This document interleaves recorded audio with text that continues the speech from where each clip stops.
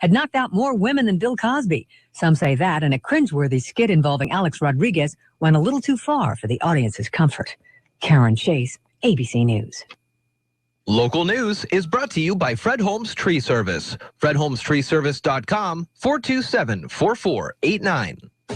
For KMASNewsRadio.com, I'm Mary Lynn Foster.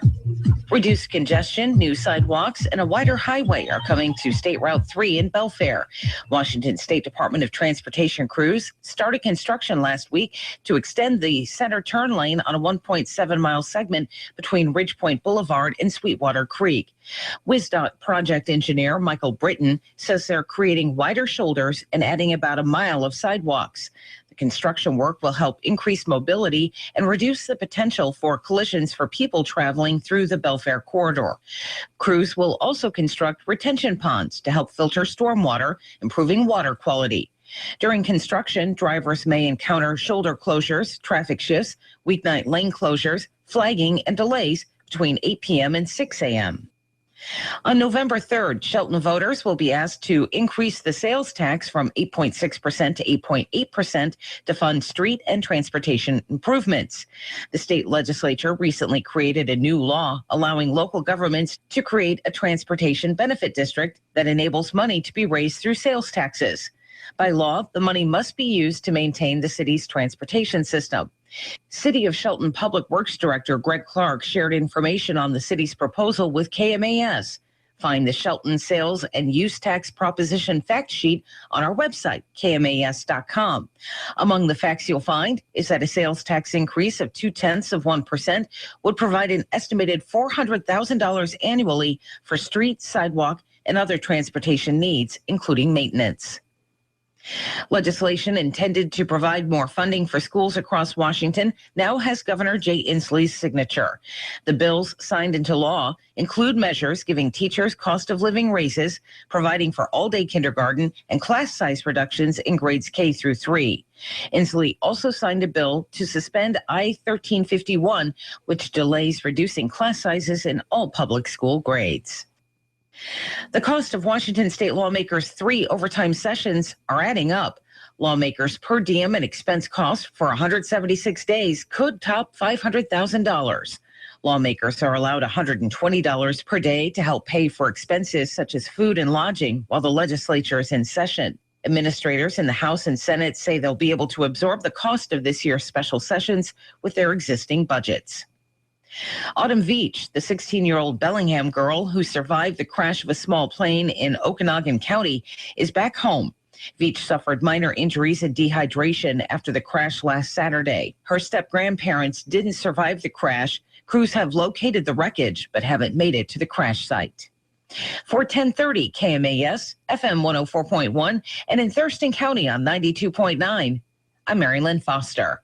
Are you on your way to the home improvement superstore or a lumber yard or a hardware store? Or are you on your way back to the store because you bought the wrong thing last trip? Hi, I'm Tom Kreitler. And I'm Leslie Segretti. Whether you do it yourself or direct it yourself, you want your project on track and on budget, and you want to spend less time on the road. That's why we're on the radio, here each weekend with the Money Pit Home Improvement Radio Show. So join us this Saturday at 10 on News Radio 1030 KMAS and FM 104.1. Ascend Roofing Company in Shelton's on top of it. 868-2730. Roofing work that speaks for itself. Just a note to express our appreciation for restoring our faith in a handshake. You did what you said you would, and that's all anyone can expect. We truly appreciate the work that was done. And your son Ryan is a wonderful representative of your company. Thank you again for making the gutters clean and our roof moss resistant. You could be the next happy customer by calling Ascend Roofing. 868-2730. A night of thought, laughter, and tears. Hi, everybody. Todd Ant reporting on sports. An emotional night at the ESPYs as awards were handed out for best play, best team, best athlete. But there were a few presentations that made a huge impact on the night. Caitlyn Jenner received a standing ovation and gave an emotional speech after accepting the Arthur Ashe Courage Award. Trans people deserve something vital. They deserve your respect. Leah Still, the daughter of Cincinnati Bengals defensive tackle Devin Still, was given the Jimmy V Award for perseverance. Her father had the audience captivated as he spoke about his 5-year-old daughter's battle with cancer. You know, I always used to dream about how I was going to be able to show you so much about life, but in the 5 years I've been with you, you taught me more about life than I could ever do. Leah is in remission from stage 4 neuroblastoma. It's traditionally a slow day after the All-Star game, but busy in the NFL with the deadline for teams to sign franchise players to a multi-year contract or extension. Cowboy fans and quarterback Tony Romo breathed a sigh of relief when receiver Des Bryant received a reported 5-year, $70 million contract. Here's ESPN's Todd Archer. The signing bonus on this deal is $20 million. So if you look at his first-year cap number, the Cowboys will actually save money against the cap this year, not having him count $12.8 million against the cap.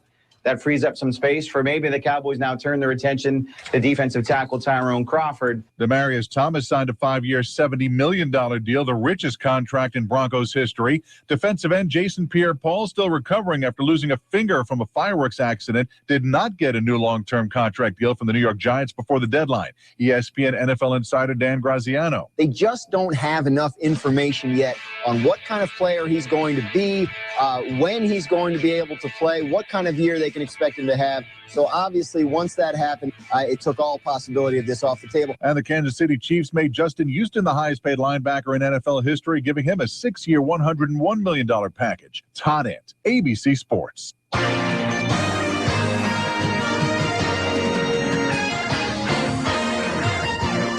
For News Radio 1030 KMAS Shelton, FM 104.1, 92.9 FM Thurston County, and we are streaming online, audio and video. Where is it? There it is. That little blue thing. Woo! Man. KMAS.com. I'm Dale Hubbard, Jeff Slakey over there on the other side, and good morning. Welcome to a Thursday, the 16th of July. Baseball All-Star game may be over, but the All-Star break continues. Who knows where everybody is? Play in the regular season won't resume until tomorrow. Full slate of games scheduled. The Mariners are in New York City Friday to take on the Yanks. So what is going on in sports? Well, the British Open, the granddaddy of them all. And the latest from the 144th British Open being held on the old course at St. Andrews. You know, the oldest winner of the Open is old Tom Morris. Okay. The youngest winner ever in the history of the Open is young Tom Morris. And if memory serves, old Tom got that record in 1868, and young Tom got it in 1869. What? Dad won as the oldest guy one year, and then the next year, young Tom went out and won it, and he was the youngest ever. Wow. And those two records have held all these years. And that's like 140 years ago. Yeah. Wow, that's amazing. It's pretty good little sidebar. Yeah. Can you tell I was on the Golf Channel yesterday? You were. So, no Jean Van de Velde in sight anywhere, so Paul Lowry has got the crowd going nuts this morning. Now, to be honest with you, literally, the Open started about 10:30 our time last night. Oh, really? Yeah. Yeah. I mean, because they're like, whatever, 18 hours difference or some wacky thing. Lowry right now is 7 under through 14 holes, tied at the top spot with DJ Dustin Johnson. There's some good scores to be had today because the weather is in very good condition. The key for Jordan Spieth, they said, was good weather today and a good low score to start out. Not every winner, but the last 8 winners of the British Open have all started in the 60s with their first round. Oh, okay. So that's something to keep an eye on. We have complete British Open reports for you all day today, tomorrow, Saturday, and Sunday. And we'll begin those next hour, brought to you by Alderbrook Golf and Yacht Club. But get on up there for their golf specials and stop in at their restaurant and just enjoy the new clubhouse and the ambiance of Alderbrook. By the way, Monday's a special day at Alderbrook. Love Inc. Golf Tournament. Yes, we And Jeff Slakey, along with his broadcast partner, DJ Dale, will be live doing the morning show, Daybreak, on the steps of the entrance to the fabled 5-year-old clubhouse. That's nice. I can't believe that clubhouse 5 years. I remember when they were building that. Yeah. All right. So that's sports this time around. Just got the weather. All right. So today, 55. Yesterday was 81. And that's kind of what we were saying. It was about the same. And today, though, a little cooler. Expect 75. Tomorrow, 85. And then we're back at about 90 over the weekend. Monday brings us some clouds and about 80. But things look pretty good here for the next couple of days. 55 right now. Good morning to you. It's Daybreak with Jeff and Dale on KMAS News Radio. Join the guys as they talk with neighbors, newsmakers, and each other, getting your day off to the absolute best possible start in the history of mornings. Connect with Jeff and Dale through the KMAS listener line by email or Facebook. Now, from the capital of the great state of Washington, Daybreak with Jeff and Dale. Yeah, Thursday here, 16th of July, and a good morning to you. We check the NFL now in a couple of minutes. Also, some of the latest news from around the Northwest we'll get to. U.S. Congressman Derek Kilmer from the 6th Washington District will be calling in here in about a half an hour to find out what's going on with him. And we talk with him every month or so. It's very much appreciated. Yeah, for sure. Also, some other things that are going on the KMAS.com docket. We've got our candidates forum a week from today at Mason County Public Works, and we are welcoming the candidates for the Shelton Mayor position, the Shelton City Commission of Finance and Accounting position, the Shelton School Board, and the Port of Shelton. Will get folks from all those races in, and you can hear what they've got to say about their races, and you can email us questions. They're starting to come on in. Starting to trickle in, KMAS News at KMAS.com. Please send us your questions. Good questions already coming through the pike as well. And so we appreciate your input and, get involved, have fun, and please join us next Thursday night at the Public Works facility up on Olympic, it's not Olympic Highway, it's Old Highway, it's Highway 101 and the Dayton Airport Road. There, I got it. I'm kind of fine-tuned. We got an email from Jason Wells, who I believe has been on the air with us before, from Mason County Disc Golf Association. They are having their 5th annual showdown in Shelton this weekend. We have put a Mason County Disc Golf. Association, Did that happen when I was beeping? I think so. So the disc beeped on your disc. So that's coming up this weekend. 144 disc golfers are coming into town to play this 2 days. I think we have a note in to see if we can get Jason or someone from the Disc Golf Association in here. Pretty cool. Hold on one sec. The amateur registration for this event sold out in 6 minutes. Wow. Waiting list of 40 golfers. Wow. So the Huff and Puff Trail is the location of the disc golf course here in Shelton, and renowned throughout the state as one of the better disc golf courses anywhere. So a little jewel amongst us that maybe is overlooked. Yeah. Although there's always cars parked there on the weekends. It's getting quite a lot of traffic, and it's becoming a pretty formidable destination for folks who enjoy a little round of disc golf, which has grown in popularity over the years. Man. All right, 6:17 here at KMAS and on the web this morning, KMAS.com. We encourage you to head over also to our YouTube channel, subscribe to that, and get updates on when we post the videos of our interviews. You can watch Daybreak live now at KMAS.com on our YouTube channel, and we appreciate you starting your morning out with us. Here's a brazen robbery attempt that happened up in Marysville. Did you hear about this? Police are looking for 3 men accused of stealing a whole ATM machine right in broad daylight. What? Yeah. Daily Herald of Everett reporting that the witnesses saw the men enter a Fred Meyer store about 10 o'clock Monday morning, unplugging the machine. The police say the men placed the ATM on a dolly, wheeled it out of the store into a truck. Wow. They're reviewing surveillance footage, but as far as we know, they're gone in the wind. Crazy and brazen. Very brazen. My gosh. That's amazing. It is. Of course, that just goes to show, and I have known this for years, and I try to tell folks this at any given point.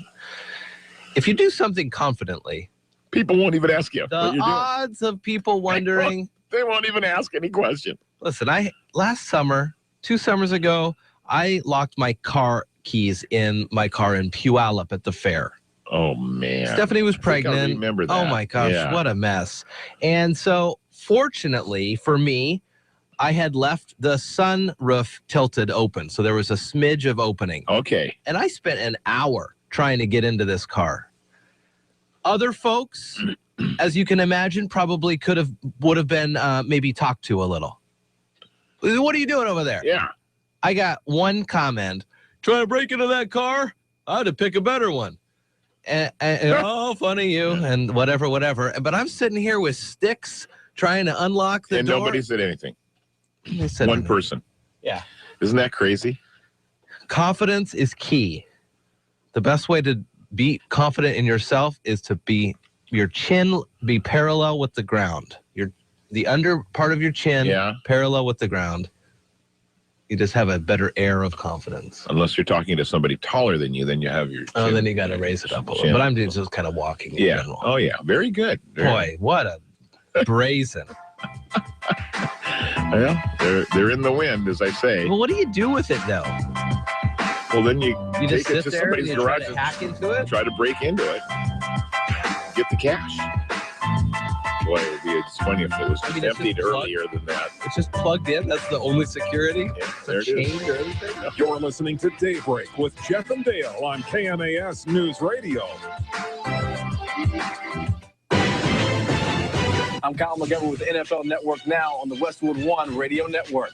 Good news for Cowboys fans Wednesday. Des Bryant won't be missing any games at the start of the season. The receiver has signed a 5-year, $70 million contract with $45 million in guarantees, according to NFL media insider in Rappaport.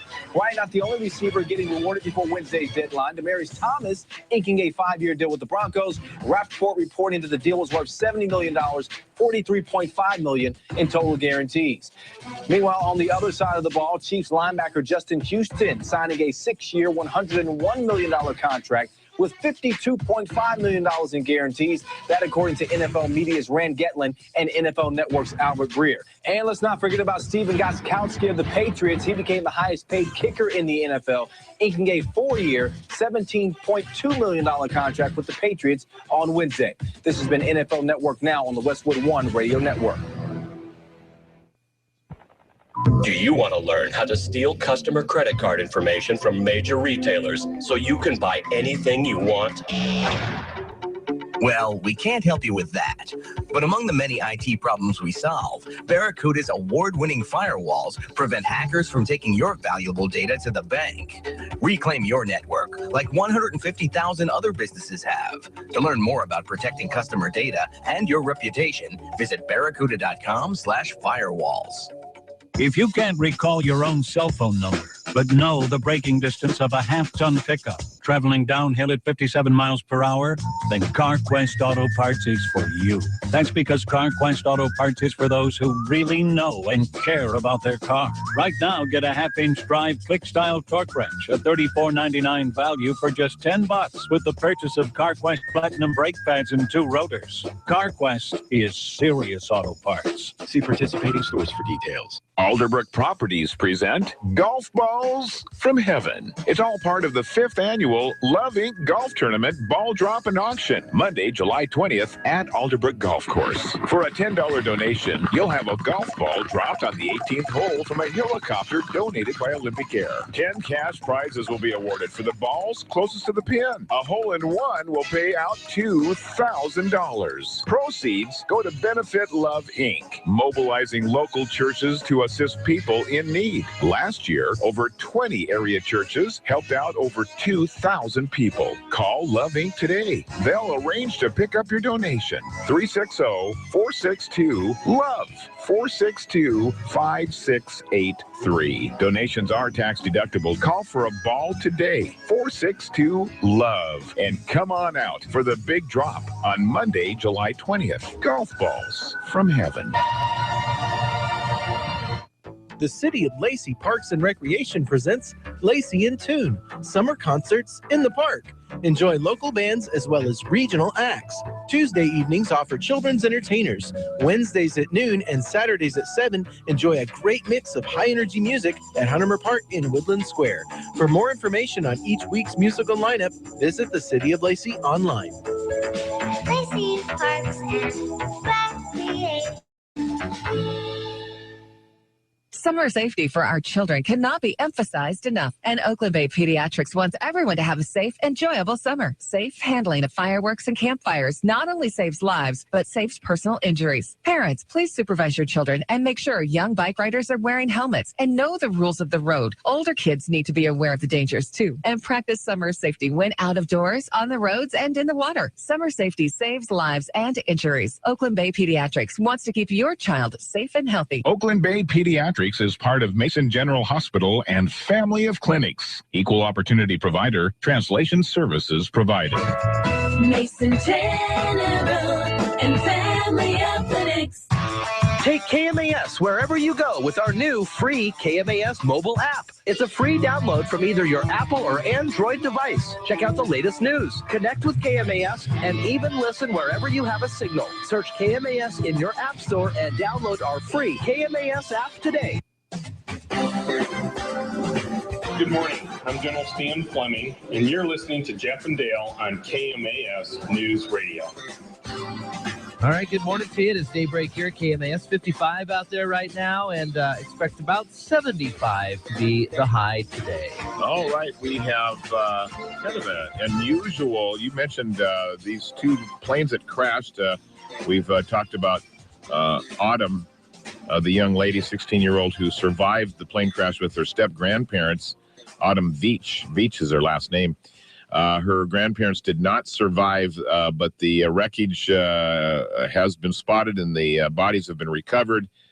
They have not been officially identified, but suspected that's her step-grandparents. Sure. And then another very similar, well, you said it was the same flight pattern. That's what I heard yesterday. This is amazing. So Whatcom County officials say 2 bodies have been recovered from wreckage of a small plane that crashed in northern Washington. The tail registration number matches that of an aircraft that's missing from Minnesota. A couple from Minnesota reportedly aboard that plane, believed to have crashed Saturday and reported overdue on a flight to Orcas Island in the San Juans. So, and very similar flight patterns, both planes. There was some rough weather, and they just basically crashed into a mountain. Is what's happened. Yeah. So, in Arlington, Snohomish County Sheriff's divers have recovered the body of a 21-year-old from Granite Falls. They found him in an island in the South Fork of the Stillaguamish River. Sheriff spokeswoman Sherry Ireton said last night that a 911 caller reported a man floating, unresponsive, and in a shallow part of the river. They tried CPR. The man could not be revived, and his name not immediately released. Oh, man. State Route 520, the bridge construction. Well, it's behind him. Behind who? The governor. With that behind him, he signed bills making up a $16 billion with a B dollar transportation package, including 11.9-cent gas tax over the next 2 years, providing money for projects and maintenance across the state. And the governor estimates that it will create 200,000 jobs. I hope so. Yeah, wouldn't that be something? Yeah, that'd be awesome. And we told you about the Marysville folks getting the ATM, broad daylight, just unplugged it, walked out. See ya. I'm out of here. Are you guys bringing that back, guys? Oh, we are here for I don't think they're bringing it. Where's the That doesn't look like the normal maintenance guys. Where are they going with that? Interesting. Are we moving the ATM to a different location?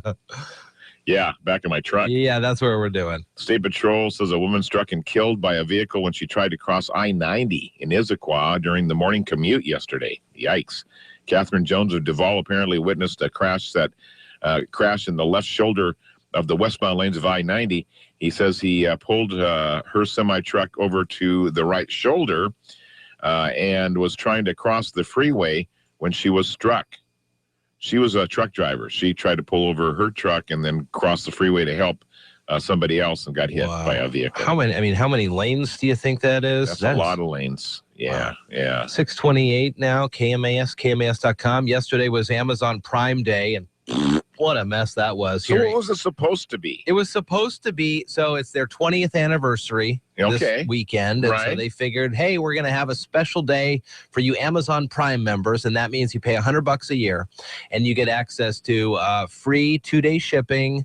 You get access to, like, they have a music thing, and then you can watch some videos. It's actually a pretty good deal if you utilize all the features. We use it. Stephanie and I have it. We mostly use it for the free 2-day shipping because why not? So they said, we're going to make it better than Black Friday. It's going to be the best ever. And it was like, first off, their interface is so hard to find stuff. And then they're like, well, you can get a TV for $100, but there's only 12 of them. It was like Black Friday. And a lot of folks are saying it's like the Amazon garage sale. They were just getting rid of stuff? Whatever they had. Yeah. Pencil sharpeners, shoehorns, rawhide. Shoehorns? They had an extra long shoehorn on there. We did find some new dog collars that will beep, they will vibrate, and then if it gets a little too rough, or they get a little too rough, a little electric adjudication.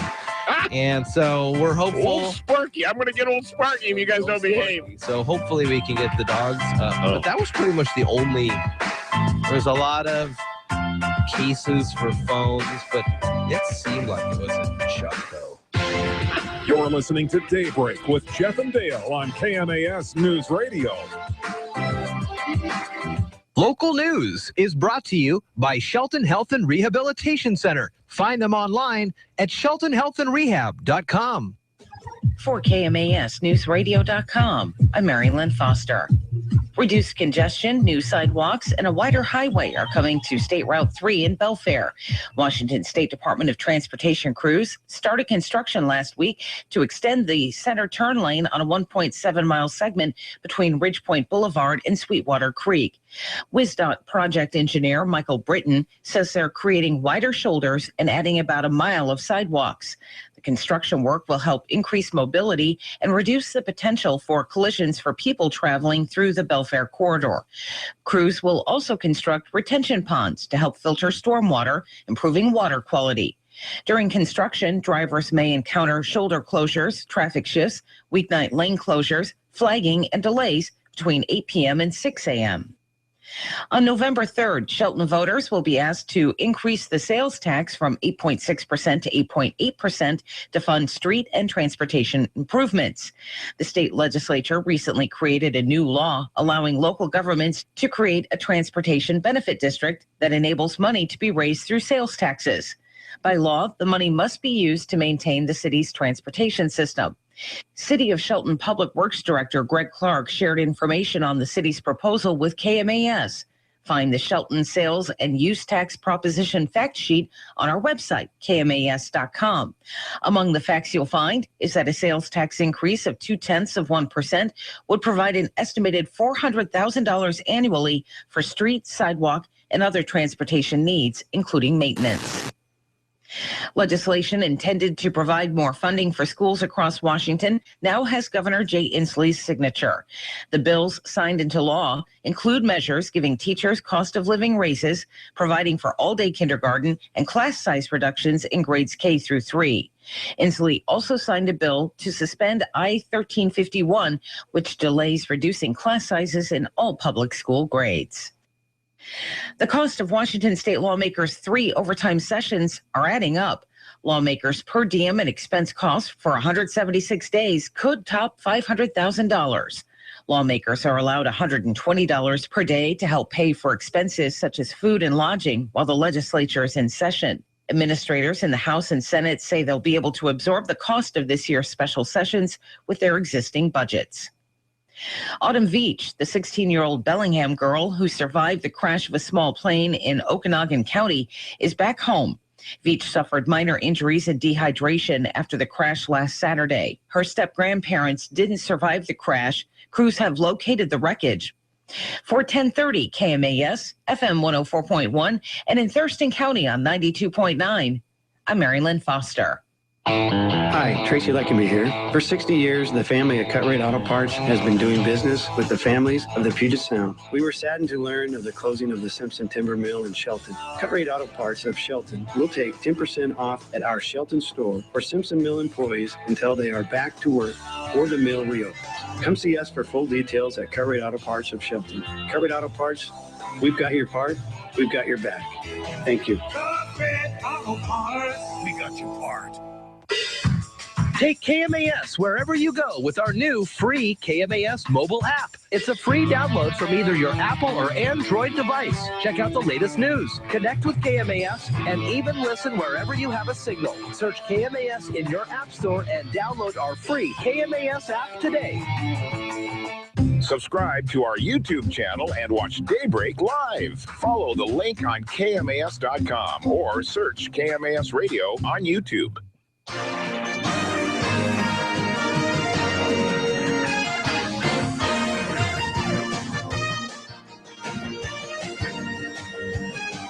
For News Radio 1030 KMAS Shelton, FM 104.1, 92.9 FM in Thurston County, and we are streaming online, audio and video on KMAS.com. I never keep forgetting. I don't know where to look. I forgot to tell Jerry was standing right here in front of it the whole time. Back of your head was. You were on the camera. I forgot to tell you. I moved it to right all here. Over the world. Did you not?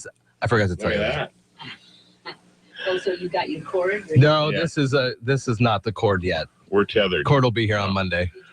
Yeah. Okay, so Mariners are going to surface in New York against the Yankees tomorrow for a 3-game weekend series as play resumes in all of the major leagues tomorrow. They're on their all-star break.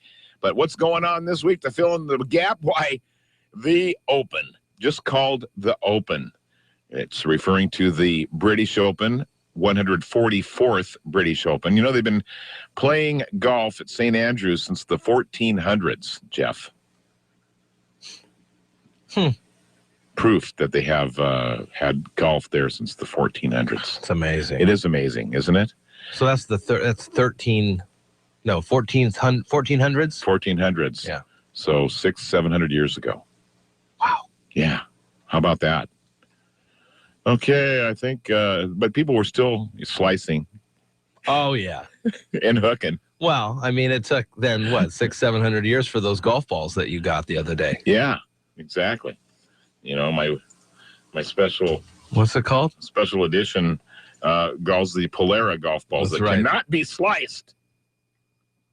Point this arrow at your target and rip it. Rip it. It's a two. You asked me about the makeup of this. It's a 2-piece golf ball. That's the secret. It's a shell and it's a stone, and that's basically it. Exactly it. I think it's magic. I think they got silly putty inside there.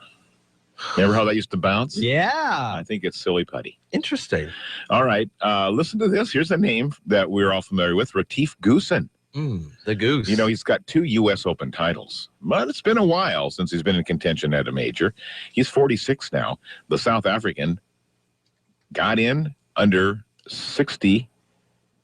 Under 70. He got in at 6 under 66 today for a share of the clubhouse lead with Robert Streb. Not bad. For a guy who hasn't won a tournament since 2009, had to go through qualifying just to get on St. Andrews this weekend.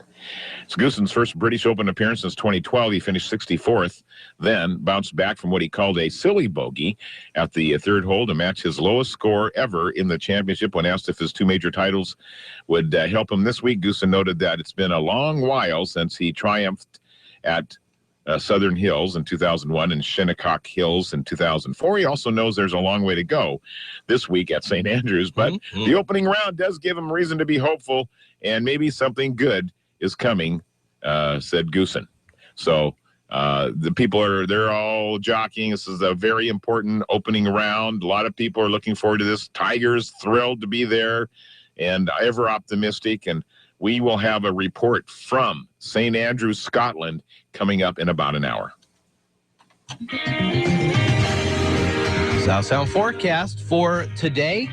So it was about 81 yesterday, and that's kind of what we were thinking. It's going to be a little cooler than that today, 75 or so, with some partly cloudy sky. 55 currently. Tomorrow we'll boost it up to 85, and then 90s over the weekend again. We'll be back into the 80s starting on Monday. 55 right now. Good morning to you. And even to you. Well, right back. It's Daybreak with Jeff and Dale on KMAS News Radio. Join the guys as they talk with neighbors, newsmakers, and each other, getting your day off to the absolute best possible start in the history of mornings. Connect with Jeff and Dale through the KMAS listener line by email or Facebook. Now, from the shores of Hood Canal, Daybreak with Jeff and Dale. All right, good morning to you. Daybreak, KMAS. KMAS.com. 6:38 here on a Thursday morning, 16th of July. Did you hear you know who Ronda Rousey is? You know that name, Ronda Rousey? I have heard Ronda Rousey. How have I heard that name? She is a awesome MMA artist. Yes, I know who you're talking about. She was in a movie this week. You know what? Year. She is in. I am just learning this now, but you're right. She was in Furious 7. Yeah. And The Expendables 3. Yeah. And Portal to Hell. I don't know what that one is. But regardless, Ronda Rousey. She's a toughie. She won the Best Fighter Award at the ESPYs last night. Okay. And she zinged. So Floyd Mayweather was up for the award too. They got her on the red carpet after. So she's holding this thing, and they're like, would you like to say something? Whatever. I wonder how Floyd feels being beat by a woman for once. Oh, it's on. And then she says, I'd like to see you pretend not to know who I am now. Because Mayweather claimed in a 2014 interview that he said, I don't know who that is. Isn't that something? She also beat out Serena Williams for best female athlete at the ESPYs. So she is a fighter, tremendous athlete. She really is in incredible shape. Yeah. She is very good. She says she could take on pound for pound any of the men in the MMA right now. I don't think anybody would pound for pound go after her. No. She was doing some, just staged throws. Mm-hmm. And she was hurting the news guys that were interviewing her. Yeah, she's tough. 5'7", 135, and she will currently the UFC Women's Bantamweight Champion, as well as the last Strikeforce Women's Bantamweight Champion. That's what size I was when I graduated from high school. Really? I'm heading back down that way. Well, I only got another 50 pounds to go. Hopefully Ronda doesn't use you as a goal. Well, let's see. Man. That's in shape. 35 years tight, or so. That's a tight package there. Ronda Rousey, MMA artist, with the zinger at the ESPYs last night. All right, good for her. We are expecting a call from U.S. Congressman Derek Kilmer here shortly. We're going to have some good talks with him, as we always do, and we thank him for calling in and updating us and you about things that are happening in the other Washington. Now, we've got some questions that were submitted to us a little earlier this week. Derek was made a little bit of news yesterday, not front page news or anything, but he is involved he got a grant for Grays Harbor College for students to allow them to retrain and to re-enter the workforce. So pretty big blessing for the folks in Grays Harbor who, if you can believe somebody is suffering from higher unemployment than Mason County. Wow. It's our neighbors to the west. And that's they've suffered as well with transitioning to trying to find a new way to make a living and all that sort of stuff. Logging certainly is not a priority as it once was, both here and there. And so we're all regrouping and refocusing, and we'll be fine.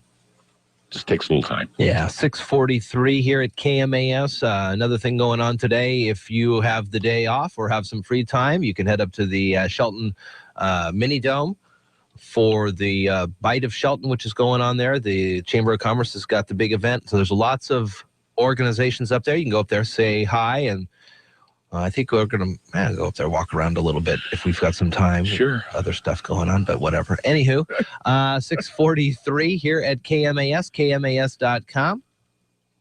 Yes. No Mariners It's kind of weird when the All-Star break happens. We're so into the Mariners, the daily grind. On a daily basis, I know. And they take the break. We could do a mid-season reflection, but why? They've It'd be like if fallen short of vampire expectations. looked in a mirror. The reflection would be nothing. Yeah. So that may be true. We'll see. I mean, I think it's going to be a very, very critical second half for Seattle's future, whichever way it goes. You know what I'm saying? Yeah. Very critical. And we wish them the very best. And it doesn't impact their attendance in a huge way. It certainly does. I mean, if they were, scintillating all of the 2001 season when they were on their, record-breaking pace of wins and all that, then there's a little bit of everybody's delirious and happy. We don't have that. But baseball is such a weird sport because a lot of people go for the game itself or go for the other team or just go for the experience. Because it's long, there's no time. It's a day. You just kick back and relax. And, the pace of the game is way different. So people enjoy the experience more than whether or not your team wins or loses or how many runs they score. I mean, the purists like those 1-0 games. Right. The fans want to see a home run every time everybody gets up. And so it's the casual fan is probably far, far away from Seattle right now because they just don't, Seattle's not making any news or noise. But we'll see what happens in the second half. I think Lloyd, McClendon, and I hate to say this, but I think the collar's a little tight right now. And it's not taking anything from him. He's a good manager. But when things aren't going the right direction, they don't fire the whole team. We've seen this over and over and over again. It's always the manager. Always the manager that gets the axe. And so I like him. I hope he stays, and I hope they rally for him. And I hope this isn't choking them up, mentally. Like, if we keep screwing up, we're going to lose Lloyd, putting added pressure on themselves.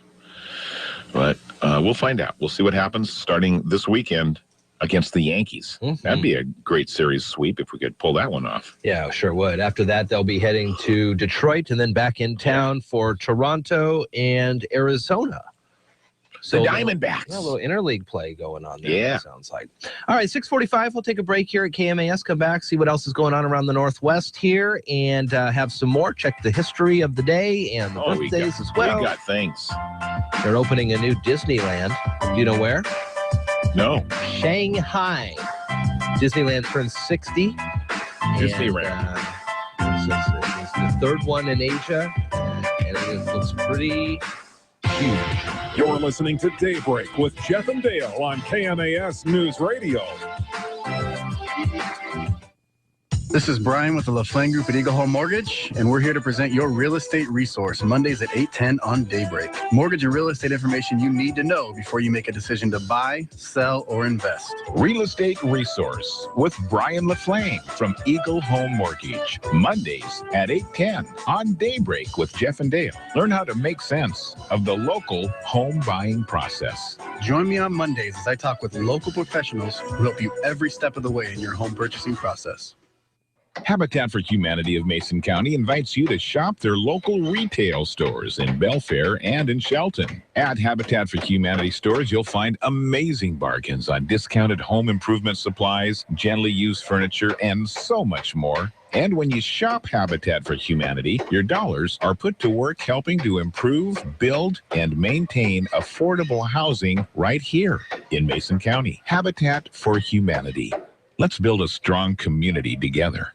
Are you tired of commuting to a job that makes someone else rich, working harder than ever, but getting nowhere? Do you hate spending hundreds of dollars every week on daycare, having someone else raise your children? With our opportunities, you can start earning money as soon as next week.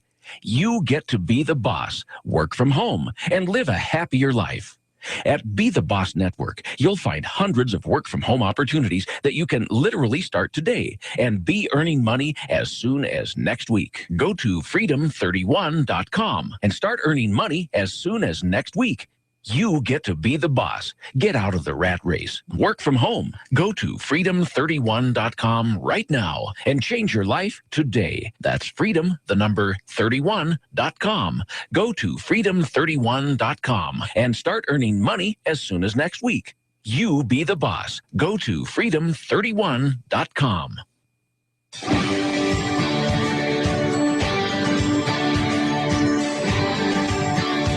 Hi, this is Seattle Mariners broadcaster Dave Sims, and you're listening to Daybreak with Jeff and Dale on KMAS News Radio.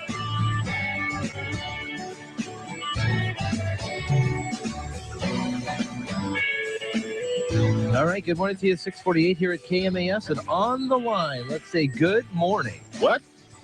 Derek Kilmer, U.S. Congressman. He did. He called in. He knows what's up. Hi, Derek. Good morning. Hey, how are you?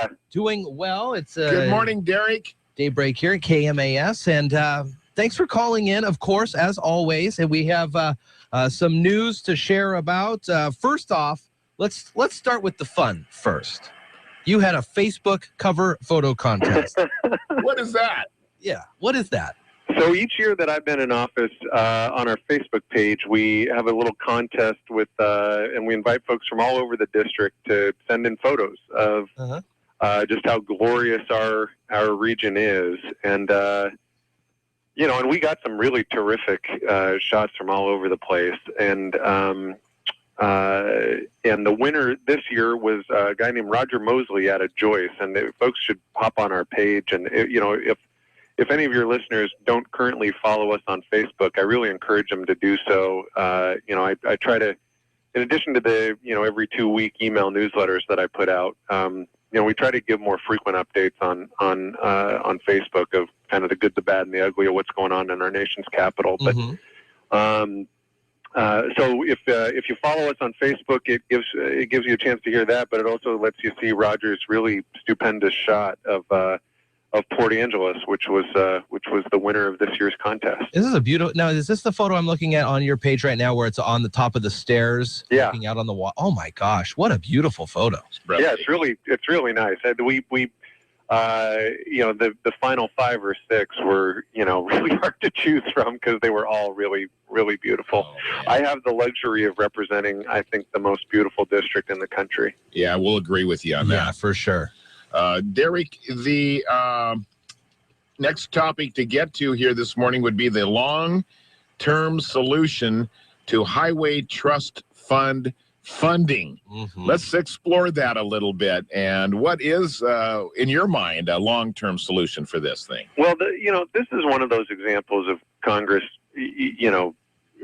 not having its act together. You've seen year after year, literally now for years running, Congress keeps putting short-term patches on how our country invests in transportation. Yes. And it's no way to do business. I mean, the consequence of this is, the Highway Trust Fund is basically the mechanism through which the federal government helps municipalities and helps counties and helps port districts invest in transportation.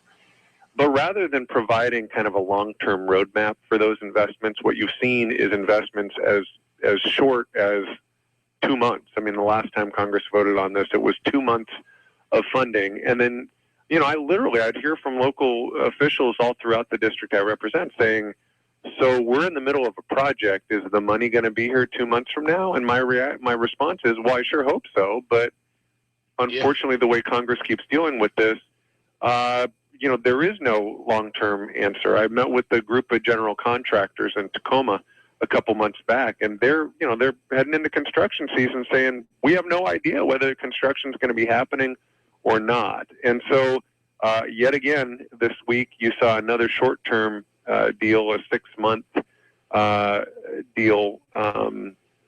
My hope is, and the expectation is, that may come back from the Senate with a longer-term proposal, a 6-year proposal rather than a 6-month proposal. I hope that ends up happening because that provides some certainty, not just to local government and to the state DOT, but to folks in industry who need to have some sense of what's what's actually going to happen in terms of highway funding. And frankly, I'm pretty agnostic about how you fund it. There's all sorts of proposals. Probably the one with the most legs is a proposal that's focused on on corporations that are currently parking money overseas, and basically changing tax policy to have them bring that money home and dedicate those new dollars towards transportation investment. That's something that seems to have bipartisan support. I think it seems like a legit way to do it, and it probably gives you a good 6 years of funding. Well, such a critical and important piece of the economic puzzle to have transportation, at least plans for transportation improvements and continued maintenance. Just that alone would be a big jolt to the economy. We saw a bridge fall over on Interstate 5 a couple years back. I mean, everywhere I travel in the district, people talk about, whether it be potholes or, sitting in traffic or, concerns about, whether the bridges are going to fall over. And, fixing those things requires the federal government to be a good partner, because you can't say, well, listen, folks in Grays Harbor or folks in Mason County, you're on your own. You got to cover this yourself. And because, these things are too expensive to do that. As you know, you're around here. You see it, how dry it is, and all up and down the coast and all over. It's been very dry. Paradise Fire has been going on. There's been fires all over the place. What can you tell us about any maybe federal help for the folks who are involved in these fires? Yeah, the Paradise Fire is a real concern. And you point out rightfully that the biggest problem here is we've already seen unusually warm summer temperatures. We're seeing unusual drought conditions. The snowpack is 14% of the usual average, according to Park Service estimates. And so, at this point, the Paradise Fire has consumed, some 1,600 acres of the national park, and that's the largest fire since the park was founded. So a couple weeks ago, I called together a group of local officials, really from all over the peninsula, in Port Angeles, to get a briefing from the National Park Service and the main fire team that's taking on the blaze. And we got a good rundown of their approach. I think it's tricky because it's such a remote area and it's so dry. I mean, the Park Service, and there's kind of an interagency group is taking the lead on fighting the fire. You asked sort of what else the federal government can do. Well, one of the big things that the federal government ought to do, in my view, is change the way wildfire fighting is funded. Right now, what happens is both within the Park Service and within the Forest Service, if there's a significant fire, generally speaking, they blow through their budget for fighting that fire.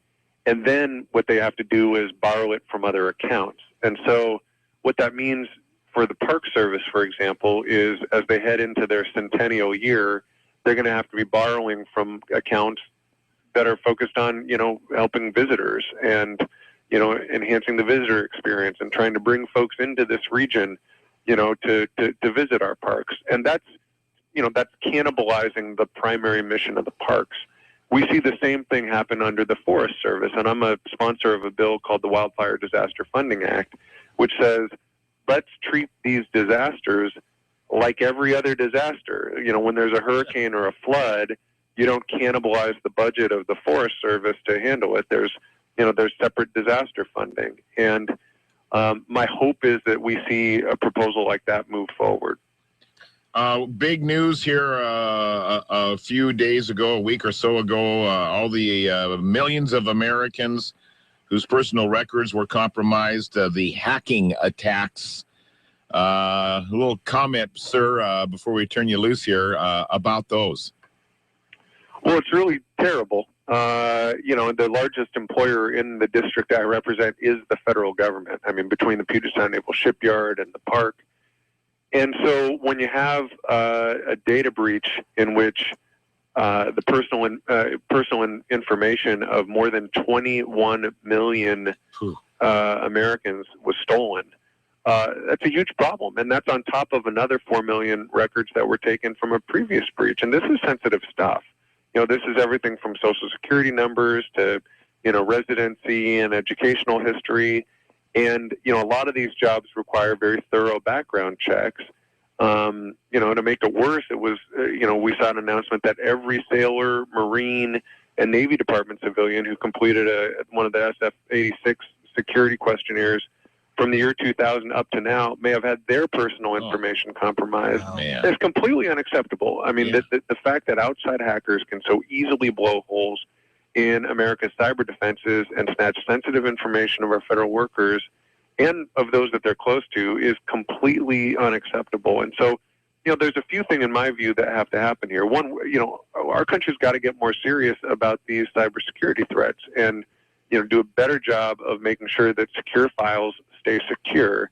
The other thing that I'm working on, and we've been having actually some bipartisan conversations about this, is some legislation to help folks who've been impacted by this data breach to make sure that their personal financial exposure is lessened. And I will say to your listeners, if you're concerned that this may have impacted you, please don't hesitate to reach out to my office. If you've got questions or concerned about how you might be directly affected by this, please don't hesitate to reach out.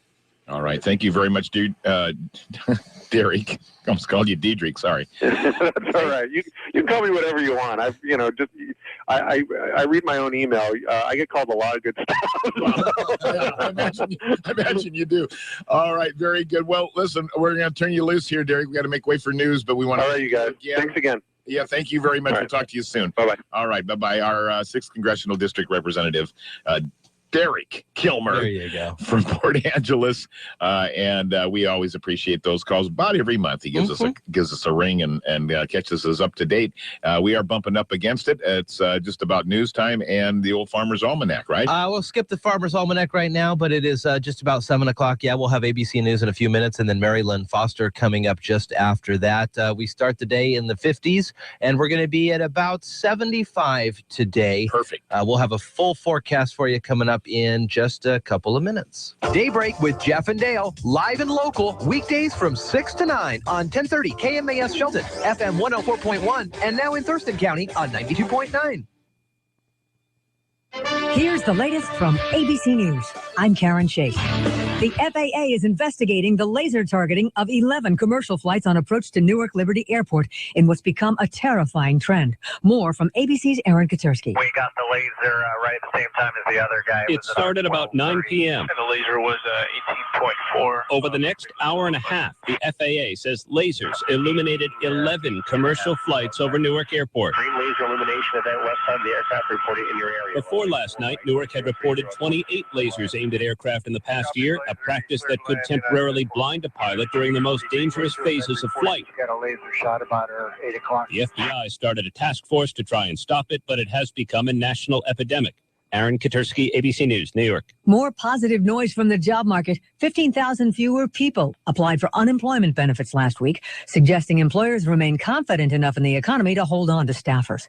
Jenna Hager-Bush tweeted a thanks to well-wishers of former President George H.W. Bush, saying the family is optimistic our dear Gamps will heal well after taking a tumble at his home in Maine. ABC's Jonathan Carl has an update. The hospital tells us he is in fair condition. A Bush family spokesperson says that the former president went to the hospital simply out of an abundance of caution, that the injury is not life-threatening, but he does have a break to one of his neck bones, and they will not tell us when he will be released from the hospital. They say it is simply premature to say when he'll be able to be released. Amazon is getting blasted online in tweets with the hashtag AmazonFail as shoppers looking for Prime Day deals got shut out of the cheap TVs and say they could only buy things like shoehorns. Some complained they were promised Christmas in July, and they only got a lump of coal.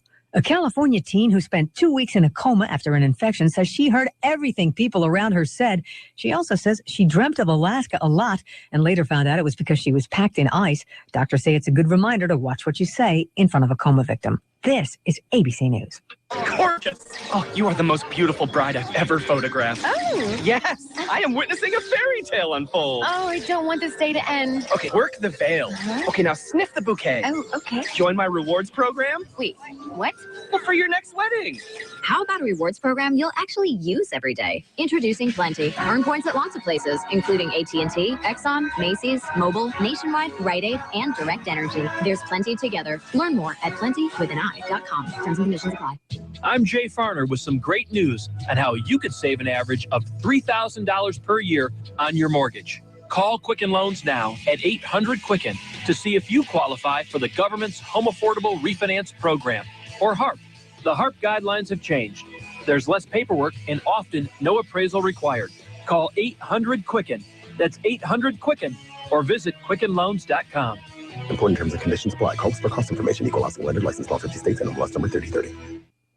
Recent revelations against Bill Cosby are prompting some to call for him to be stripped of awards. ABC's Lindsay Davis has the story. Pressure is mounting for President Obama to revoke Bill Cosby's Presidential Medal of Freedom. So much so, he even answered a question about it during a press conference about Iran, saying there's no precedent for revoking a medal.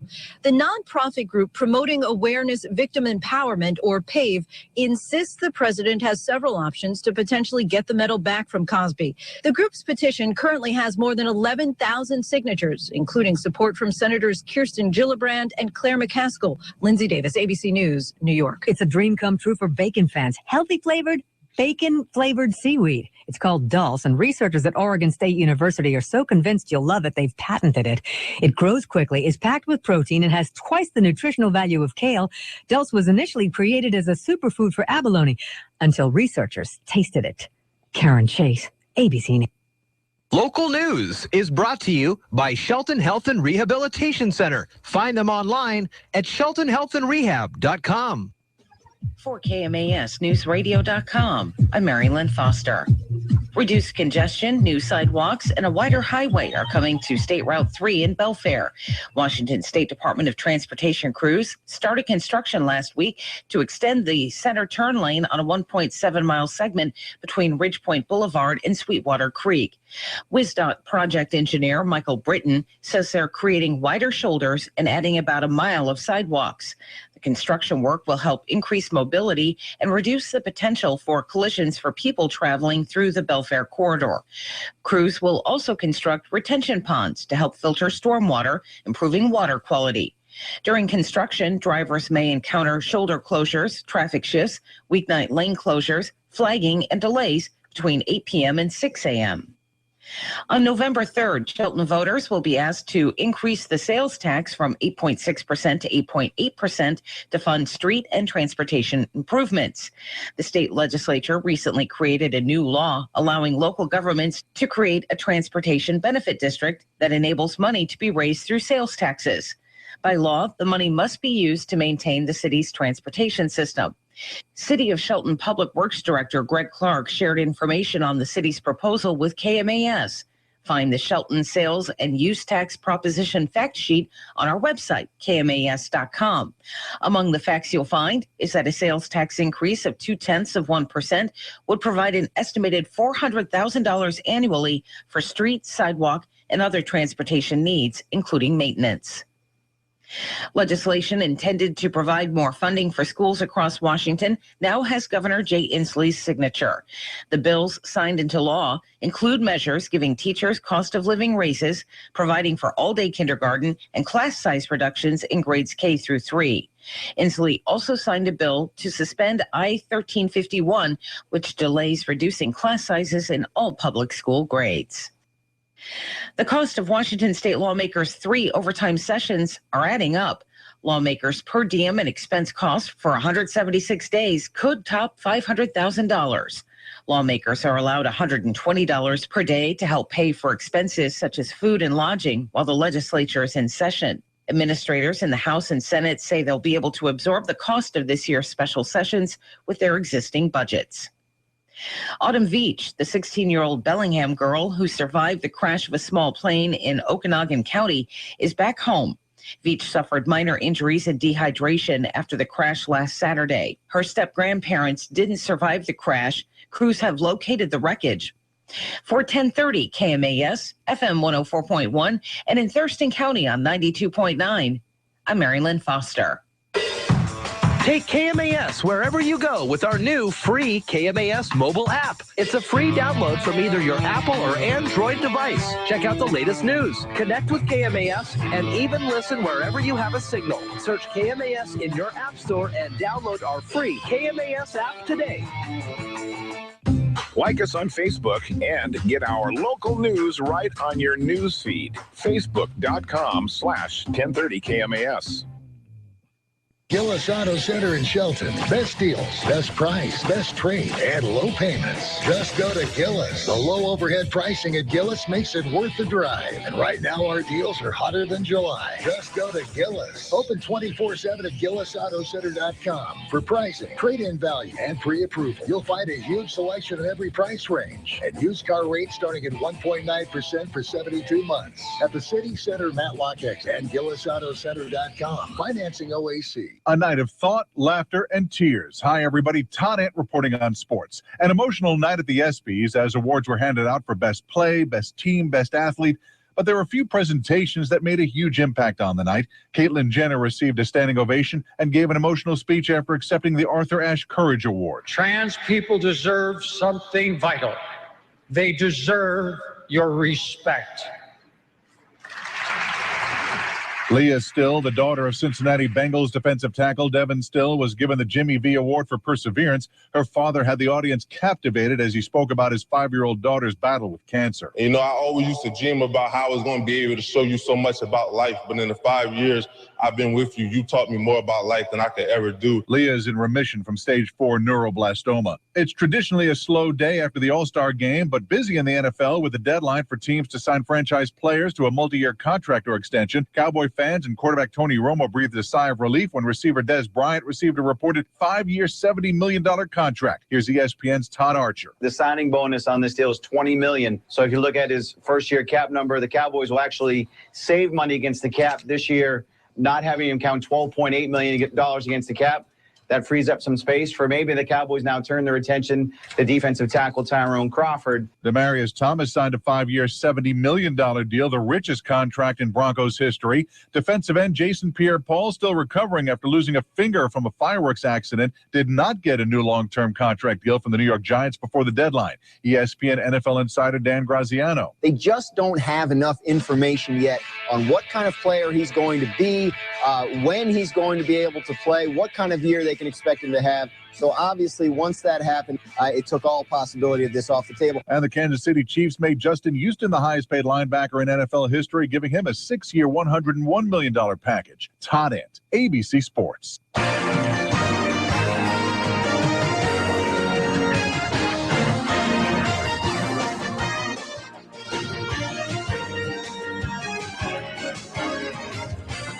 From News Radio 1030 KMAS Shelton, FM 104.1, 92.9 FM, Thurston County, and streaming online, audio, video, KMAS.com. Good morning, everyone. It is Daybreak with Jeff and Dale. The latest from the British Open. We'll have a report from ABC Sports coming up here in just a few minutes, brought to you by Alderbrook Golf. And the memorable duel at Chambers Bay between Dustin Johnson and Jordan Spieth, battling it out, getting the exciting birdies on the 17th and bogeying on the 18th, and I mean, all the stuff that was going on. Craziness. Well, guess what? They're at the home of golf, the cradle of golf. And they're going at it. They're going at it big time. Dustin Johnson ends up with a 7 under 65 to grab the lead of the British Open. Spieth, 2 shots back, in good shape to carry on his quest for an unprecedented Grand Slam. Big stuff doing. We'll have a report for you in just a few minutes here on this very radio station. Meanwhile, the Mariners taking an all-star break right now, as is everybody in the Major League Baseball. But everything starts again tomorrow, and it is considered the second half of the season. The Yankees hosting the Mariners for a weekend series, and we'll have our pregame for you tomorrow afternoon at 3. First pitch, 4:10 on Friday here on your home for the Mariners. On the radio in the South Sound, it's News Radio, KMAS. All right, good morning to you, Daybreak. Jeff and Dale. It's mid-50s, 56 or so now. Cloudy skies, partly cloudy. A little cooler than yesterday, and it was 81 at Sanderson Field, 75 today, 85 tomorrow for your Friday. Then we're going to be back up in the 90s over the weekend. Very warm. And then Monday will be at 80 once again. It is 7:12 here at KMAS and KMAS.com. good morning to you. It's Daybreak with Jeff and Dale on KMAS News Radio. Join the guys as they talk with neighbors, newsmakers, and each other, getting your day off to the absolute best possible start in the history of mornings. Connect with Jeff and Dale through the KMAS listener line, by email or Facebook. Now, from the gateway to the Olympic Mountains, Daybreak with Jeff and Dale. On our continuing series of candidate interviews, we welcome, running for the Port of Olympia Commissioner position, District 1, Joe Downing. Joe, welcome. Thanks, Dale. I'm glad to be here. Our first question, we ask all the candidates, what's your platform? That's a good question. A platform is really what I care the most about. And what I care the most about for Port of Olympia is economic vitality for the port, because economic vitality then leads to job creation. And so we need to encourage job creation. The port is a economic development driver, so we need to utilize that opportunity. Vitality at the port means increased shipping business to help pay for ease the taxpayer burden, and also to fund projects that are near and dear to our heart.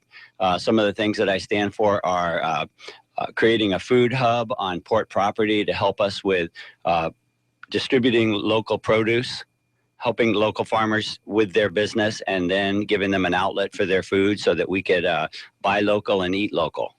So that's just a little bit of my platform. Joe, why did you decide to run this year? Well, thanks for asking, Jeff. Number one, I want to tell the listeners that I have 6 years experience working on the Port of Olympia Advisory Committee. And so that gave me a really good insight to the port. I love the port. I believe what it stands for. I believe in the shipping business, the marina, the farmers market, the airport, and also the real estate properties. And I want to see all those units be vibrant. So I've got the right background for the job.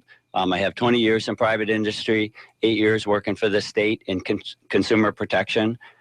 So I've got the right background, plus I have a master's in business, so I can really help the port analyze the issues, make good decisions using the taxpayers' money, make good decisions on economic and investments and projects in the future. Joe, the next question is why voters should select you over your opponents? Dale, I've got two opponents. And so I'll just summarize what makes me the best candidate for this position. Number one, I'm not a one-issue candidate. I feel like I've got, a vision for the future for the port. I'm looking out a decade just to see where do we want the port to be. So I have that vision for the port. Also, I've got the right background, as I mentioned, for the job. So I'll bring an analytical bent to the decision-making. And I'm also probably the most versed in collaboration and coordination. So I'm going to work with other government entities. I'm going to work with citizens groups. I've already met with citizens groups. I've already met with other government leaders. So I'm really picking up speed as far as what I'd like to do there. So I'm really your best candidate, well-rounded, have a good grasp of the issues. I care about what the people care about. I care about the environment. I care about the port being more transparent and open. And I care about the port, paying its own way. Finally, Joe, what would you say the most pressing issue is for voters this year? I was thinking about that on the way out here, Jeff. And although it's not my issue directly because I'm in District 1, I want to say that the transparency of the port operation is very important to the people. There's been a lot of press lately about lack of transparency regarding one of the other commissioners. And so I want to bring that transparency. I want the port to be open. Those commission meetings, they're going to take as long as they take to let people voice their opinions and talk to the port. And as well, since port commissioners can't meet in private, two of them is a quorum and they can't meet in private, that means we really need to discuss our business openly at those commission meetings. And while I'm on that subject, a related subject, as you delve into the issue, the Port Commission being only a 3-person commission, it's hard for them to, meet behind the scenes and try to, come together on issues. So, there's a balance between, getting together and getting together in public. And so I actually advocate a 5-person commission, which will give us more consistency year to year. I'm worried about staff not having a good direction because they can't quite tell which way the commission is going to go in any particular year. So I'm really advocating a 5-person commission. And so that's one of my things. But basically, the most pressing issue is, again, transparency and openness, but also let's have the port pay for itself. Let's bring back that economic vitality to the port. Moving from, and I've been studying my history of the port here lately, and they've gone from 1 to 3 ships a month over a period of 6 years. Well, on the one hand, you could say, oh, that's triple the port business. But really, 3 ships a month, if you're a marine terminal, that's still pretty darn small. So let's build it up to 9, 10 ships a month, or 12 or 15, whatever the port can handle, with good, diverse cargo, environmentally safe cargo. Those are some of the important issues that I think people care about. Running for Port of Olympia, Port Commissioner, District 1, Joe Downing. Thank you. Thank you very much. It's Daybreak with Jeff and Dale on KMAS News Radio. Join the guys as they talk with neighbors, newsmakers, and each other, getting your day off to the absolute best possible start in the history of mornings. Connect with Jeff and Dale through the KMAS listener line, by email, or Facebook. Now, from the southernmost tide pool of Puget Sound, Daybreak with Jeff and Dale.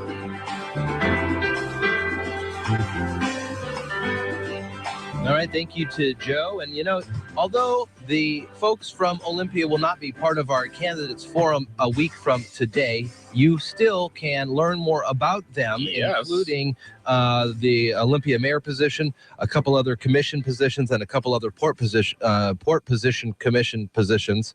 What's that? I don't know. There's a lot of words right there. What position are you in? Port commission positions. That's it. And KMAS.com under the news tab. 2015 Voters Guide. You'll be able to see those.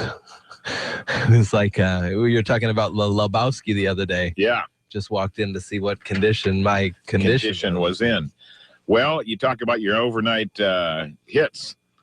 One of Jeff's personal BFFs, we've got a picture of he and Tommy on the wall here on our wall of fame. I see that over there. Tommy James and the Shondells rocket to #1 for Hanky Panky. Wow. I can only imagine when that song came out, it ruffled some feathers. Well, it ruffled so many feathers, it took them 3 years to get to #1 with that song. But to #1 they got. So is that because people would... Well, it came out, and there were some stations that says, I'm not playing it. I'm not playing this. And there's some people that were aghast, and some people that were laughing so hard, they had tears in their eyes. Sure. And it was a cult type of appeal at first, and then it got to be mainstream, and then eventually it grew, and it took 3 years, but Hanky Panky by Tommy James. Shondells #1 on this date, 1966.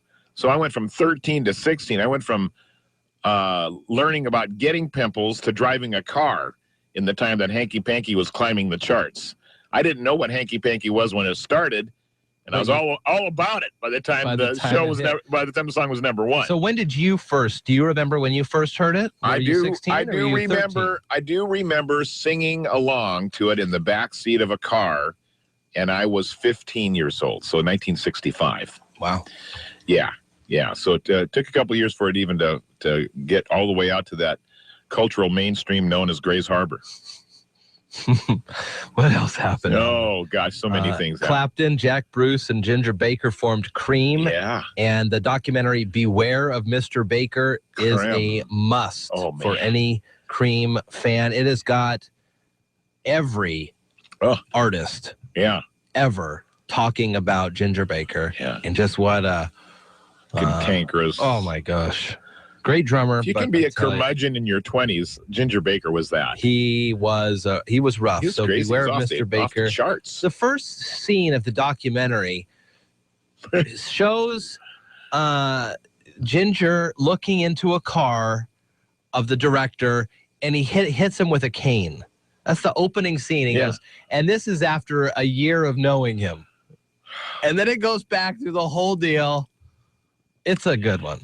Ginger Baker was the definition. You know, there's always a bad rap against redheads having a temper. Yeah. He is the epitome of that. Yeah. Hair trigger, temper. And he's a redhead. Yeah. Well, he was. I think he's all gray now, but you whatever. do not want to mess with him. No. 73, number one song, was one of my standards for old karaoke night. Speaking of Thursday downtown. Yeah, Bad Leroy Brown. So that was one of them. That, Rockin' Robin, easy songs to sing, but fun crowd favorites to get people energized. Yeah.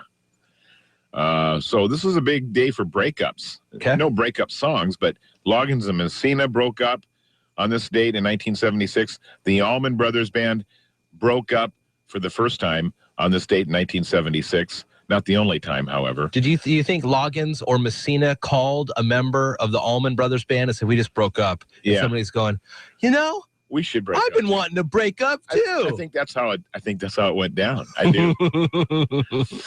I can't stand Jim anymore. Well, that Dwayne's a whack job. I'm getting out of here too. That's funny. Okay, so there was all that happening. Now, in the real world, the District of Columbia, or Washington, D.C., established as the permanent seat of the United States government. Can we get a little flush attachment on this thing for the seat?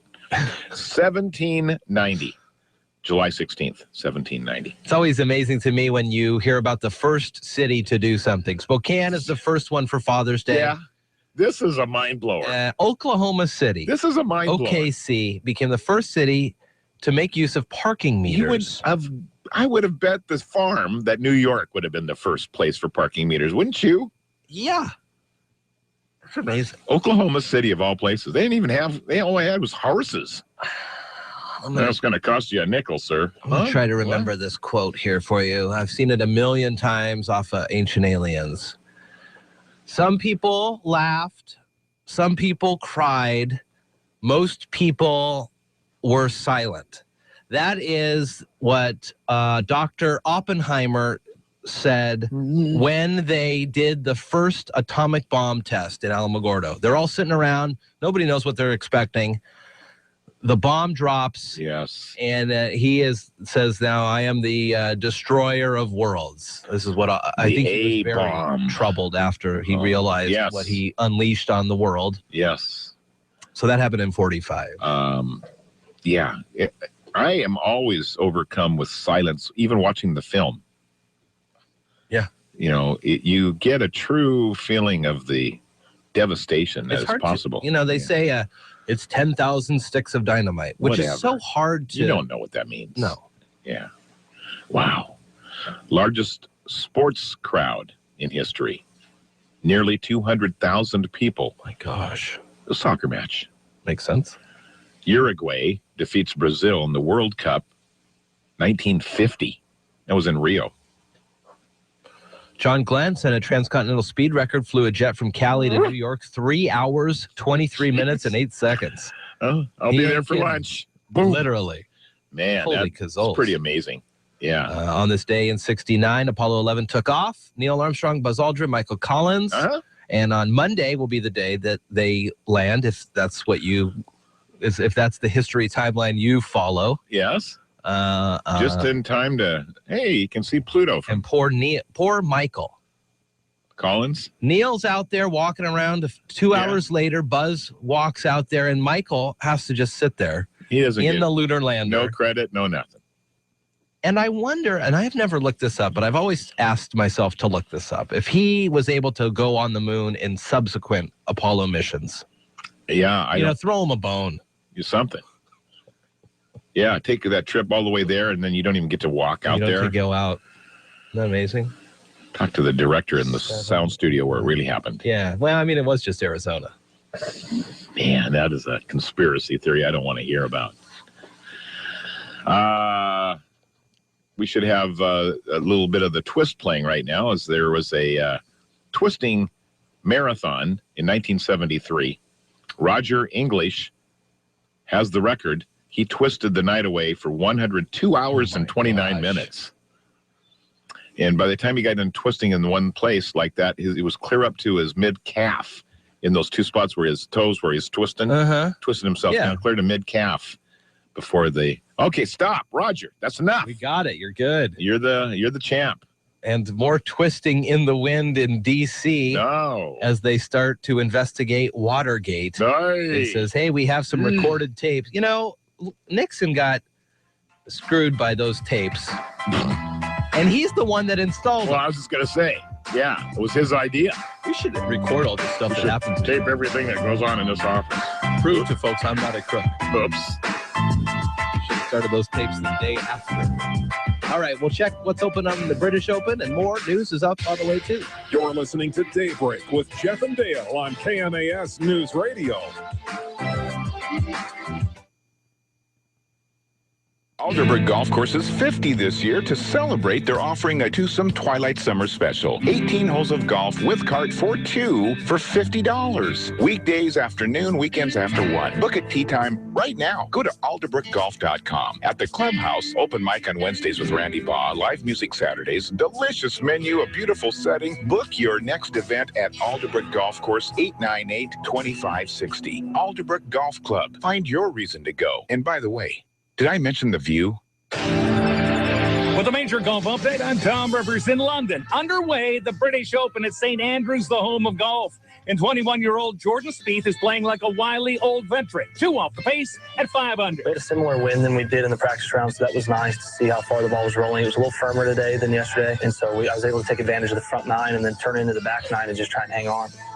On top, Dustin Johnson, who fired a sizzling 65. Tiger Woods in the clubhouse 4 over. Tom Rivers. Looking for a nice, relaxing evening along the waterfront with affordable pricing and live entertainment? Look no further. The Robin Hood Restaurant and Pub has new ownership with an updated menu, offering the same quality and taste you've come to expect with new, affordable pricing. Try the lemon drop prawns, fish and chips, or their whole line of steaks in the historic dining room, on the patio, or in the classic style pub. The Robin Hood Restaurant and Pub opens every day at 4, located in Union along beautiful Hood Canal. The Robin Hood Pub and Restaurant, featuring live music on Wednesday and Saturday nights. Come for dinner or stay.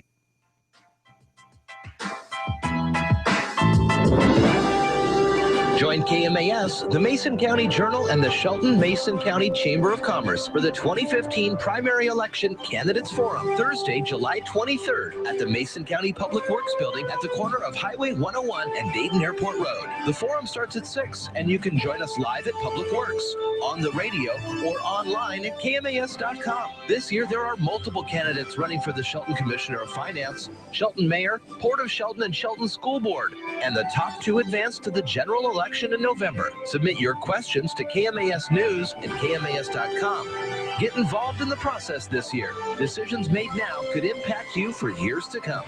The 2015 Primary Election Candidate Forum, live from the Mason County Public Works Building, Thursday, July 23rd at 6 p.m. Brought to you by Tom and Amy Davis, who remind you to remember our vets. Local news is brought to you by Fred Holmes Tree Service. FredHolmesTreeService.com, 427-4489.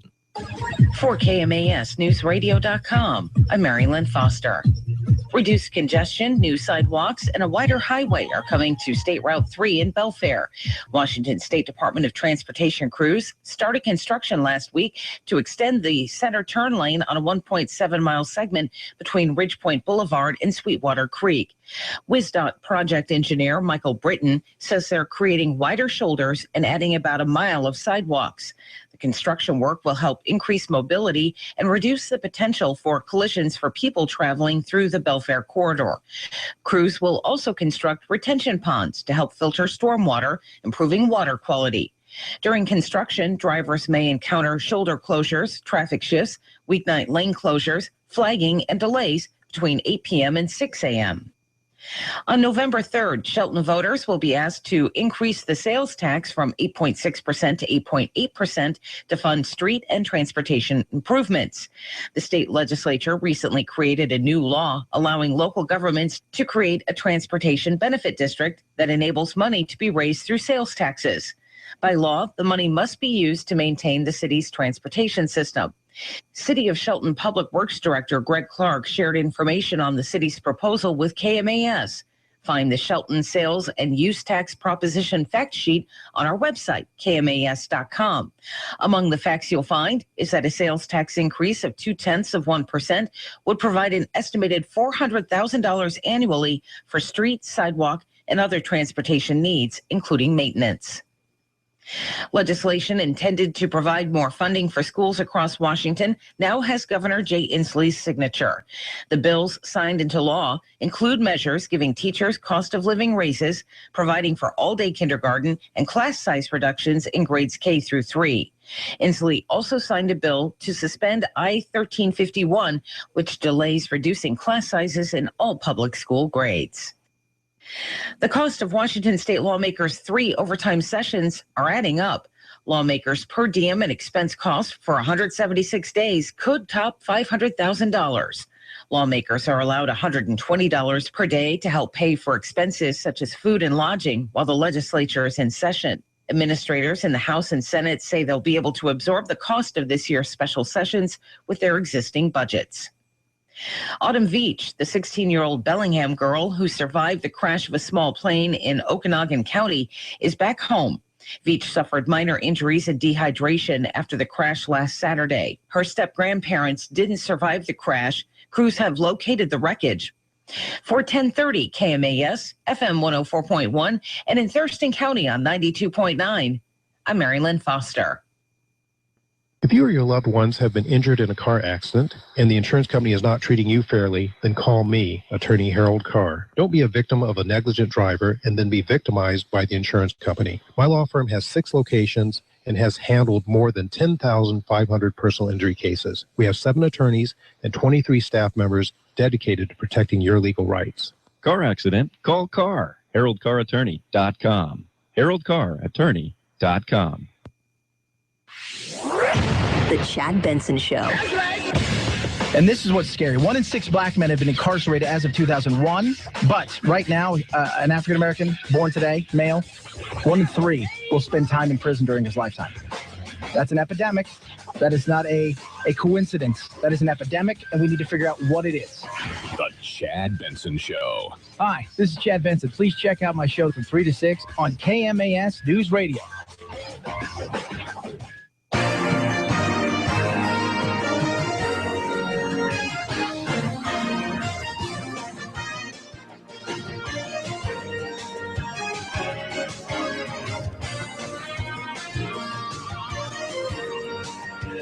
For News Radio 1030 KMAS Shelton, FM 104.1, 92.9 FM, Thurston County. And we are streaming audio and video this morning on KMAS.com. Hey, I never know where to look anymore. We're over. Well, I think you're dancing. I did that so you could look like you're dancing. Over there, over there, over there, over there. Feel like that? Yeah.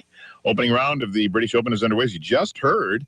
And holy golly, Jordan Spieth, he's 5 under in the first round. Dustin Johnson is 7 under, 65 opening round. Great conditions. Everybody's shooting really good. Let's see, defending champ Rory. Hey, he's not playing. That's right. He's not. He played soccer with some friends and injured his ankle. He is out. Phil Mickelson is 1 under after 3 holes. Tiger 4 over today with a 76. 5 bogeys and a birdie in his round. Other players of note in the clubhouse, Bubba Watson is 1 over at 71, and Tom Watson is tied with Tiger at 4 over. Just a couple of the other folks that are coming in. Jason Day is up there at the top end, as well as Paul Lawrie and Retief Goosen. They're all in the clubhouse at 6 under. A very tight bunch already, and a good score for St. Andrews. That is 6 under, 5 under. Wow, that's pretty good shooting on a real demanding course. Now, attention shifts to baseball as everybody's still kind of shut down on that. But it will change in a big hurry. Tomorrow, every team in the major leagues has got a game. And Seattle is going to be in New York to take on the Yankees this weekend. We'll begin our coverage at 3 o'clock tomorrow afternoon to get you home with some Mariner baseball pregame activities. First pitch at 10 past 4 left coast time. That's sports. Here's Jeff with your weather. Well, the South Sound forecast, we talked about yesterday being kind of the same as what we've been having. 81 ended up being the high temperature yesterday. Just 75 today with some clouds. That's perfect. It's very nice. Tomorrow we'll be back up in the mid-80s for your Friday, and then over the weekend, expect us back in the 90s. Monday, we'll be back at 80 and then into the 70s next week. It is 56 right now. Good morning to you. It's Daybreak with Jeff and Dale on KMAS News Radio. Join the guys as they talk with neighbors, newsmakers, and each other, getting your day off to the absolute best possible start in the history of mornings. Connect with Jeff and Dale through the KMAS listener line, by email or Facebook. Now, from the artesian waters of South Puget Sound, Daybreak with Jeff and Dale.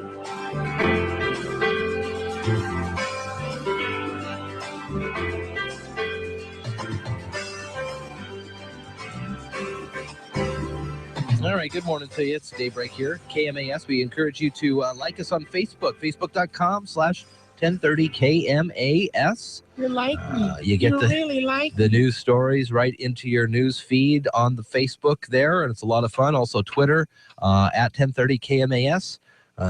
Where else are we? Well, we're on the YouTube, broadcasting live right now. You can watch the show, sit on in, and in just a little bit, we're working hard. We told Drew McEwen, 35th District Representative, take a few weeks. Yeah, come on back in a couple of weeks. You've had a 6-month session, been rough for everybody. Take a week or so and then come back. I have a new security thing on my phone. And I got a call ringing on my phone yesterday, on my cell phone, and it's security alert, unknown number, and it was Drew. It was Drew's number. What? So now he's an official security security risk. Yeah. So he is going to be in studio with us this morning and give us a recap on the legislative session that never ends. Coast Guard rescued 2 people after the 13-foot sailboat capsized off of Bellingham. Man, more Bellingham news for you. The 2 were taken to a marina in good condition yesterday, plucked from the Squalicum Harbor. Coast Guard says the sailors were well prepared and wearing life jackets, wetsuits, and helmets. Thank goodness. Wow. Yeah. Could have been rough. Now, searchers have recovered the 2 bodies from that wreckage of a small plane that crashed into the mountainside last weekend, where the teenager survived the crash, hiked off the rugged slope, and was rescued. Authorities say when crews reached the crash area yesterday, the wreckage was still smoldering. The 2 victims not identified, but the survivor, Autumn Veach, said it was her step-grandparents who did not survive the plane crash. 7:40 here at KMAS, and we'll have ABC News at the top of the hour, Marilyn Foster after that, and then Drew McEwen, like we were talking about, for us to talk with him, 35th District Representative. Another notice here for you that this weekend there could be a lot of traffic up and around the Shelton Springs, Shelton High School, Huff and Puff Trail area, as we are expecting to see a influx of at least 144 disc golfers that are coming to town to play in the 5th annual Showdown in Shelton.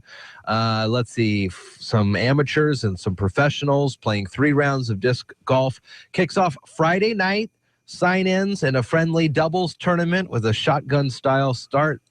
That would be so much fun to try this. We have the discs.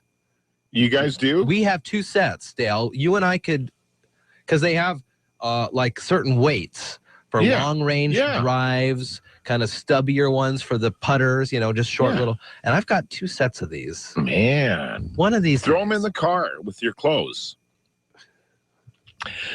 Or whatever else you're carrying in the car. I'm surprised you say that, because Stephanie just asked me how I have so many clothes in my car. Well, I only mentioned it because I glanced at your car the other day. I saw a shirt wadded up in the back seat. Yeah, no, there's a ton of clothes back there for some reason. I don't know. Well, we start the morning off and it's cold, and by the time I leave here, it's hot. Yeah. So I don't know what to do with myself. Listen to this. The amateur registration for the Showdown in Shelton sold out in 6 minutes. That is amazing. The disc golf course here in Mason County is regarded as one of the top in the state, if not the top, and in the top 15 nationwide. Whoa. So that is significant. That's pretty cool stuff. So, okay, you get those discs and start packing them around. Then one day, spur of the moment thing, we'll go up there and it won't be this weekend because they're real discers professionals out there. are out there. But we'll sneak in there like midweek, mid-morning when there's not a lot of traffic. Okay. Get a lot of fun. Okay. Get we'll our do chops going on disc golfing. We'll do that. Awesome. That's the one thing I do right-handed is disc golf. Really? Yeah. Environmentally sound on the air right now. You're listening to Daybreak with Jeff and Dale on KMAS News Radio. Environmentally Sound is brought to you by Taylor Shellfish Farms, Mason County Garbage, and Green Diamond Resource Company. Environmentally Sound is also available on demand on the environmental page of MasonCountyDailyNews.com. We have coming up an Enviro Camp. Can we expand a little bit on Enviro Camp? And I'm guessing it has to do with the environment. Hey, good guess. You're a smart guy. Throwing it out. I know. For the last 4 years, we've had this camp at the Salmon Center. We called it Weaving Wisdom, but that seemed like it wasn't the catch that we needed, so we switched it up to Enviro Camp for this summer. So we're continuing to attract 1st through 5th graders, although we do have a student who's going to be in 6th grade this year. But the idea was to continue helping kids get out in nature. Mm-hmm. Even though we live in a beautiful rural area, a lot of our kids don't get out there very much. They're kind of glued to the screens of various types. So we're taking nature walks, learning to do plant identification.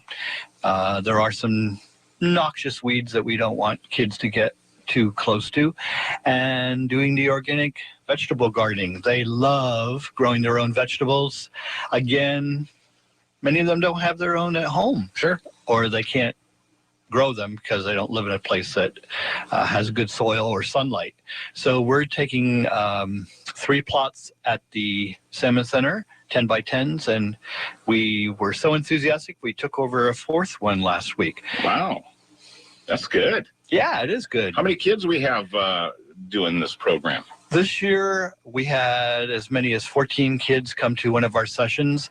It's continuing as a semi-drop-in thing. So we realized that parents have busy schedules for the summer. Kids go to other things, and just having them come when they can works out better than trying to get them there for the whole summertime. Right. Yeah. So kind of more of a casual approach to it and a drop-in approach, and it's there and you're there, and that's going on. Aaron? Yes. You have a lot of programs as well with the Salmon Center itself, too. You want to share a little bit of that? Well, education is focusing mostly on Greenstream, which is a environmental summer camp that we have every Friday. It's like I said, every Friday from 9 to 4. The classes are only $5. Your kids can register for every camp. They can come to one camp. It's completely up to you. It's mostly for grades 6 through 12. We've been pretty flexible, allowing kids to join because so many of them just have an interest in what we're doing. We're going on field trips. Last week we were in Tahuya State Forest, and that was fun. We just spent the entire day at a campsite. And we started June 19th, so we've had 3 camps so far. Snacks and lunch are provided, so that's nice too. The focus is on science, technology, engineering, art, and math. That's where STREAM comes from in our name. Okay, yes, very good. The kids really enjoy that, and like I said, the field trips too, they really enjoy. We rent a van and travel around. Goodness gracious, yeah, Tahoya State Park, Belfair's Library, the Dewado area, Tuano State Park, Mount Walker. What a wonderful view from the top of that as well. So it's getting kids really interested in what's happening in their watershed, which is fun to see. And has your turnout been pretty good too? We've had anywhere from 5 to 11 kids show up. Yeah. Absolutely. And EnviroCamp, Michael, now are you handling this whole thing on your own, or need some help, or what's the story there? I had 2 interns this year, one from Tulane University in New Orleans. Wow. His first time up to the Pacific Northwest, so he loved it a lot, but has returned. And then I have another intern from Illinois, but he's been going to Ithaca College in New York. So both of these students helped out, and they're both, finishing this week. And we have a intern at the Salmon Center who's Christina, and she's going to help fill in the gap from the interns who had to go back to their other lives. Yeah. Do you need volunteer help either with you or just in general at the Salmon Center? Yes, we do. Thank you. Currently, we're filling up the calendar for summer chum trapping. That's a 24-hour-a-day. They have people monitoring those traps, and during the shift, the volunteers will visit the site and count and identify the salmon species that come into the trap. And usually we like to send volunteers out in pairs just so it's safe. Sure. And yeah, so we are currently looking for volunteers for that. You can email me, call me, and we'll get you on the calendar. And I think we talked about this last year as well, but there's a place for you to sleep during the nighttime, right? Yep, there's campers and we got it all set up for you, and we'll have an orientation day. Clayton, who's managing that project, he does a great job of giving an orientation to the people who volunteer so that they know what they're doing. What time does that begin? That is August 19th or 17th. I'm getting those dates confused. Whenever the chum decide the first day, whenever they feel like it. Yeah. So you can call anytime. We'll get you on the calendar, though. That goes from August until October, though. So it's a 3-month period. Okay. And you prefer to somebody to lock in and stay with you, or are you pretty flexible about that as well? They can just show up for one session, or you can come to you can volunteer as many times as you want for that. We just ask that you commit and you keep your word and you show up and do the job. Yeah, which is trapping chum, counting them. Yeah, it's important. Sometimes other stuff shows up too, right? I mean, you gotta kind of sift through it and see what species come into the trap. And you don't always get salmon, so you have to identify what you have and set it loose and log that in. Yep. Mm-hmm. That sounds like fun. It does sound like fun. It sounds like an interesting evening. Yeah. To be overnight. Great volunteer opportunity. Do you have coffee All ages, to keep people awake while they're doing the Bring your own. So bring your own coffee. Is there an alarm that goes off in the middle of the night? Time to get up and check the, I think you got to set that yourself. Oh my goodness. A lot of pressure. That is a lot You've of pressure. toyed with doing this. And I think about it because we had talked about maybe doing it last year. And now that I think back, Kaiser would have only been like 2 months. Yeah. And that would have been a train wreck. It would have been a mess. That would have been a mess if we had done that. Yeah. We may have to send them off to grandma's and do this for a night. That could be something fun. Yeah. It's 4 different shifts during the day, so about 6 hours each. Oh, that's not too bad. No. Yeah. That's easy. Yeah. Very cool. Very cool. Pacific Northwest Salmon Center, pnwsalmoncenter.org is where you can get more information on all of these things, including the Green Stream, the Enviro Camp, and other volunteer opportunities at the Salmon Center, pnwsalmoncenter.org. We'll, of course, have those links on our website. Awesome. So thank you so much. Yeah. I noticed that Mike is armed with 4-H extravaganza posters. Oh, are you? And information. Do you know Kathy Fuller or Lacey Goldsby? I do not, but we have kids at the Salmon Center who are part of our local 4-H.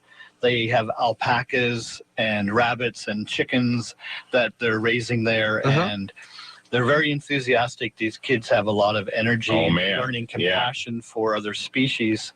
So this 4-H extravaganza on July 25th will be an opportunity for people to come out and to support the kids and what they're doing. Taylor Shellfish is a proud sponsor of the Environmentally Sound program. For 5 generations, the Taylor family's been stewards of a healthy and prosperous Puget Sound. In partnership with nature, Taylor Shellfish brings you the freshest, most sustainable shellfish you'll ever eat. Visit their store at 136 Southeast Lynch Road. Open daily from 10 to 6, and they're online at TaylorShellfishFarms.com. Green Diamond Resource Company has been on the landscape for over 120 years here in Mason County, growing and nurturing our working forests. These forests provide the best of all worlds: clean air and water, protection for fish and wildlife, areas for hunting, fishing, and other recreation, all while growing essential wood products from lumber to paper to renewable energy. At Green Diamond, stewardship is one of our core values and our business. We're proud of our role in keeping Mason County and Washington green. Alderbrook Golf Course is 50 this year. To celebrate, they're offering a twosome Twilight Summer Special. 18 holes of golf with cart for two for $50. Weekdays afternoon, weekends after 1. Book at tee time right now. Go to alderbrookgolf.com. At the Clubhouse, open mic on Wednesdays with Randy Baugh, live music Saturdays, delicious menu, a beautiful setting. Book your next event at Alderbrook Golf Course, 898-2560. Alderbrook Golf Club. Find your reason to go. And by the way, did I mention the view? Hi, this is Mark Hemstreet, owner of Shiloh Inns. Many of our Shiloh customers have been visiting our Shiloh locations for years. And here's an example of someone who wouldn't stay anywhere else. Sometimes I go visit family, but most of the time I travel back and forth for business. And the best part is that I always travel with my dog Lucky, and he's welcome at any of the Shiloh Inns. I love their beds, beautiful rooms, really clean. The staff go out of their way to make me feel comfortable. Business area when I need it. Man, I'm telling you, at the end of the day, do I ever enjoy that pool and the spa? Plus, free breakfast. I love Shiloh Inns.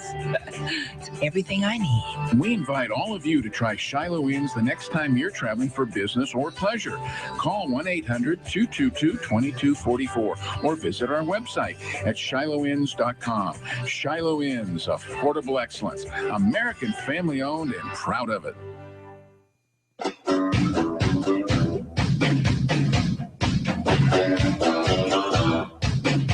Hi, this is Detective William Adam at the Mason County Sheriff's Office, and you're listening to Daybreak with Jeff and Dale on News Radio KMAS. You know, Bill Adam was out there at Lake Limerick. Was he? Yeah, and he's carrying buckets from one end to the other. I don't know what he was doing. I know. Working hard, though. Folks had a great time helping out Turning Point domestic violence. Les Watson out there. Man. Was he playing? No. He was the authority, the official on the par 3. In case somebody got a hole-in-one, they get, whatever, $10,000. Uh-huh. We went across the course backwards. So it's a long story. Misunderstood the rules, basically. But it was just a good thing we didn't get a hole-in-one. Yeah. But no worries. Nobody even came close. So there was that. Hey, good morning, everybody. 7:54 the time here on a Thursday. You know, we've got a new friend now out at Hood Canal. The folks at the Robin Hood Pub and Eatery. Oh, it's transferred ownership. A lot of people know of the Robin Hood, and it's still got a great menu, some new pricing, a few new surprises. And you are welcome to try it and see for yourself. They open every day, 7 days a week at 4 in the afternoon. Delicious menu items, a fun pub, live music on Wednesdays and Saturdays. And should you choose, you can always just get a little cabin, get a little cottage there at the Robin Hood Village Cabins adjacent to the Robin Hood Pub and Eatery. All under one ownership now. And so here's an opportunity for you to get away with a staycation. How's that? Staycations are great. They are terrific. Here's an opportunity for Robin Hood Restaurant and Pub, $35 gift certificate for the restaurant. Eat out on their patio deck, eat in the bar, eat in the restaurant. Okay. Just tell me that body of water that you look upon while at Robin Hood. Phone's already ringing. People know what's up. KMAS. Who are we talking to? Good morning. Marlene Kovac. Hi, how are you? Marlene Kovac, how are you doing? Just fine. And even better now that I'm the caller. Well, you're the caller, but you're you may not be the presuming winner. you know the right answer to the Hood Canal. Okay. Do you want me to ask the question again, Marlene, or should we just... Oh, you're right. You're right. Okay. You Nice got job. it. Good job. Congratulations. We have for you a gift certificate out in the front office for $35 to use in the brand new Robin Hood Restaurant and Pub. Wow, the restaurant sounds good, and the new menu sounds delicious. Yeah, and it is delicious. So you get a chance to find out firsthand now. Well, thanks a lot. Well, thanks for listening this morning. Thanks for calling Have a in. great weekend. You do the same. Thank you, Marlene. Bye. Bye-bye. 7:56. Yeah, for sure. That was easy. We got all of her information, so she's good to go. People are interested in winning and playing and eating out at the Robin Hood. And why wouldn't they? Why wouldn't they be? Yeah, exactly. So we will we've got, by the way, a few more of these to give away. Ooh. Right in the wheelhouse of summer. I like it. Summer at the Robin Hood. 7:57 here. The Old Farmer's coming up next. We'll head out to the British Open next hour, find out what's going on. And we have 35th District Representative Drew McEwen coming in studio, so you can log in and watch the interview live on our YouTube stream. You can find the links right on the front page of KMAS.com. Boy, you sure can. All right, we'll take a break. Join the Old Farmer in the news next. Thanks for joining Jeff and Dale on Daybreak here on this Thursday morning.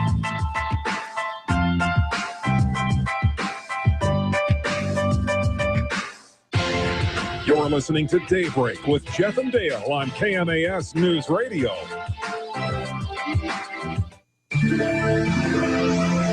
Keep your eye on the crescent moon this week. Some fascinating facts about the youngest moon phase today from the Old Farmer's Almanac.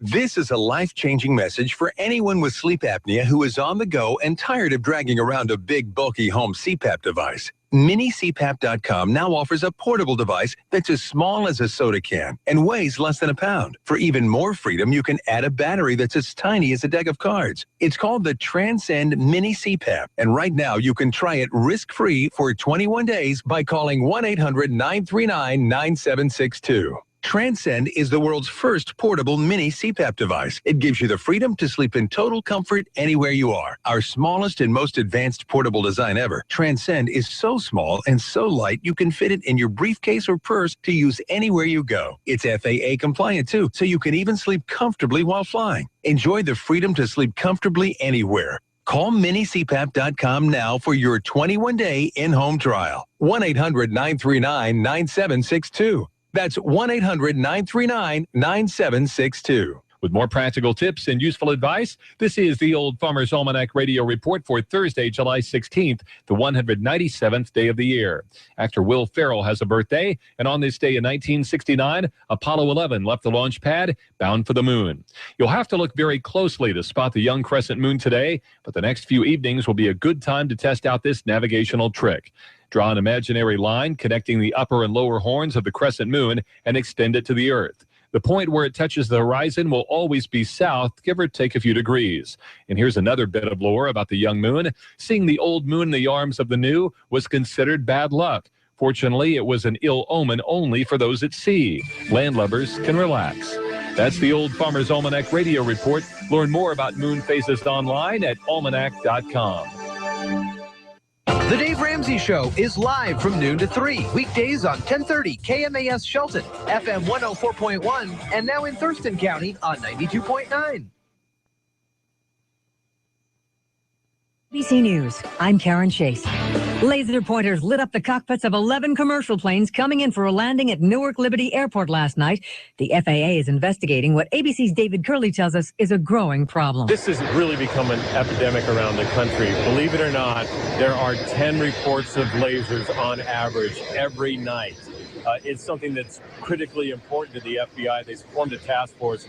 They are trying to track these people down and put them away in prison. A major about-face for Consumer Reports, which is reversing its recommendation and now warning against the use of brightly colored detergent pods, especially for parents of young children. More from ABC's Scott Gold. There have been efforts to make these brightly colored detergent pods harder for kids to ingest like candy. Tide pods, for example, now come in an opaque, hard plastic container with safety latches, but calls to poison control centers are on pace to top 12,000 this year. That's more than last year, and that's why Consumer Reports says it can no longer recommend the pods for homes with kids younger than 6. TLC is canceling 19 Kids and Counting months after allegations that one of the family members molested 5 children, including 4 of his sisters. Is Obamacare a gateway for scam artists to steal government money? Operators of a sting operation told congressional investigators they were able to get lots of money fraudulently through the system. ABC's Stephanie Ramos tells us how. Government investigators went undercover, posing as patients on the Obamacare website last year. The exchange approved 11 of the 12 fraudulent applications, then paid out $2,500 per month. After the fakes were exposed, they were automatically re-enrolled. A hearing on Capitol Hill is scheduled. President Obama is heading to prison today, but he'll be able to leave. He's visiting an Oklahoma facility to call for a fairer justice system. Caitlyn Jenner used the acceptance speech for her Arthur Ashe Courage Award at the ESPYs last night to make a call for tolerance for transgender people. This is ABC News. You spend a third of your life in bed. But without a good night's sleep, how can you be at your best during the 2/3 you spend awake? Hi, I'm Scott Tannen. And I'm Missy Tannen. My wife and I founded Boll & Branch so that you can sleep on luxury linens without paying a fortune for the privilege. So you can sleep longer and deeper and feel better while you're awake. We only sell online at bollandbranch.com, so we cut out all of the department store markups. That means you get $1,000 sheets starting at just a couple $100. They're also made from 100% organic cotton, not because organic is a buzzword, but because organic cotton is incredibly soft. Everyone who sleeps on Boll & Branch sheets loves them, even 3 living U.S. presidents. We're so sure you'll love them too. You can try them risk-free for 30 nights. Right now, get $50 off a set of sheets plus free shipping when you go to bollandbranch.com and use promo code OFFER3. That's BOLLANDBRANCH.com. That's $50 toward your sheet set right now at bollandbranch.com and use promo code OFFER3. Jurors in the Colorado movie theater gunman's trial are starting a second day of work today. ABC's Alex Stone has an update from the courthouse. The jury has sent out 4 questions asking the judge about where to find evidence and to clarify jury instructions. Plus, this note was sent out from the jury room. It says we request a whiteboard, and then it is signed by the foreperson. The judge okayed a whiteboard and markers to be sent to the jury room. Lunch was brought to jurors in styrofoam containers from the cafeteria here at the courthouse. It's impossible to know if they're anywhere close to reaching a verdict. Alex Stone, ABC News, Centennial, Colorado. The tide is turning and Uber is taking over for taxis. For those paying through expense accounts, the ride-sharing app was the most used form of ground transportation in the past quarter, accounting for 55% of receipts. Taxis came in second with 43%. Researchers say established travel providers will need to adapt quickly or face further market share erosion to the new sharing economy. Karen Chase, ABC News. Local news is brought to you by Shelton Health and Rehabilitation Center. Find them online at sheltonhealthandrehab.com. For KMASnewsradio.com, I'm Mary Lynn Foster. Reduced congestion, new sidewalks, and a wider highway are coming to State Route 3 in Belfair. Washington State Department of Transportation crews started construction last week to extend the center turn lane on a 1.7-mile segment between Ridgepoint Boulevard and Sweetwater Creek. WisDOT project engineer Michael Britton says they're creating wider shoulders and adding about a mile of sidewalks. The construction work will help increase mobility and reduce the potential for collisions for people traveling through the Belfair corridor. Crews will also construct retention ponds to help filter stormwater, improving water quality. During construction, drivers may encounter shoulder closures, traffic shifts, weeknight lane closures, flagging, and delays between 8 p.m. and 6 a.m. On November 3rd, Shelton voters will be asked to increase the sales tax from 8.6% to 8.8% to fund street and transportation improvements. The state legislature recently created a new law allowing local governments to create a transportation benefit district that enables money to be raised through sales taxes. By law, the money must be used to maintain the city's transportation system. City of Shelton Public Works Director Greg Clark shared information on the city's proposal with KMAS. Find the Shelton Sales and Use Tax Proposition fact sheet on our website, KMAS.com. Among the facts you'll find is that a sales tax increase of 0.2% would provide an estimated $400,000 annually for street, sidewalk, and other transportation needs, including maintenance. Legislation intended to provide more funding for schools across Washington now has Governor Jay Inslee's signature. The bills signed into law include measures giving teachers cost of living raises, providing for all-day kindergarten, and class size reductions in grades K through 3. Inslee also signed a bill to suspend I-1351, which delays reducing class sizes in all public school grades.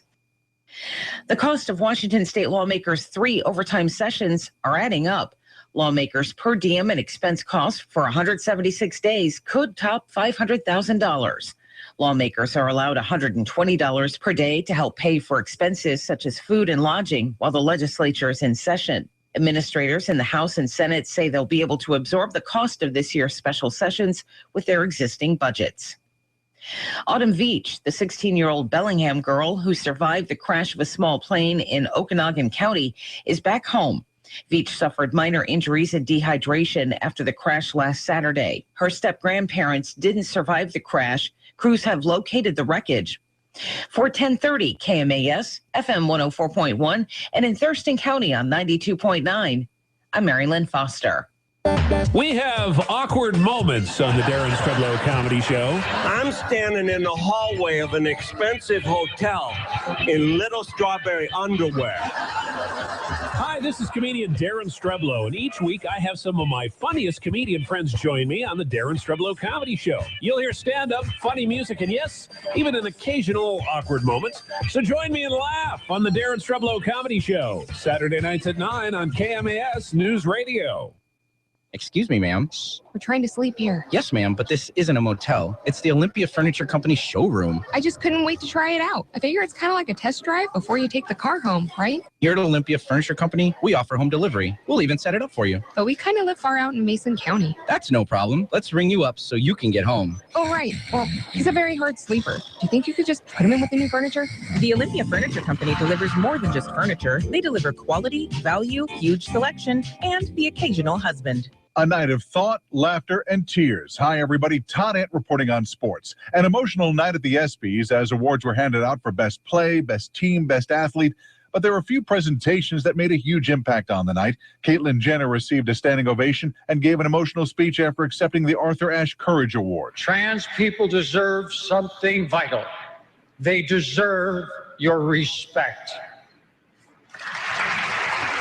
Leah Still, the daughter of Cincinnati Bengals defensive tackle Devin Still, was given the Jimmy V Award for perseverance. Her father had the audience captivated as he spoke about his 5-year-old daughter's battle with cancer. You know, I always used to dream about how I was going to be able to show you so much about life, but in the 5 years I've been with you, you taught me more about life than I could ever do. Leah is in remission from stage 4 neuroblastoma. It's traditionally a slow day after the All-Star game, but busy in the NFL with the deadline for teams to sign franchise players to a multi-year contract or extension. Cowboy fans and quarterback Tony Romo breathed a sigh of relief when receiver Des Bryant received a reported 5-year, $70 million contract. Here's ESPN's Todd Archer. The signing bonus on this deal is $20 million. So if you look at his first-year cap number, the Cowboys will actually save money against the cap this year, not having him count $12.8 million against the cap.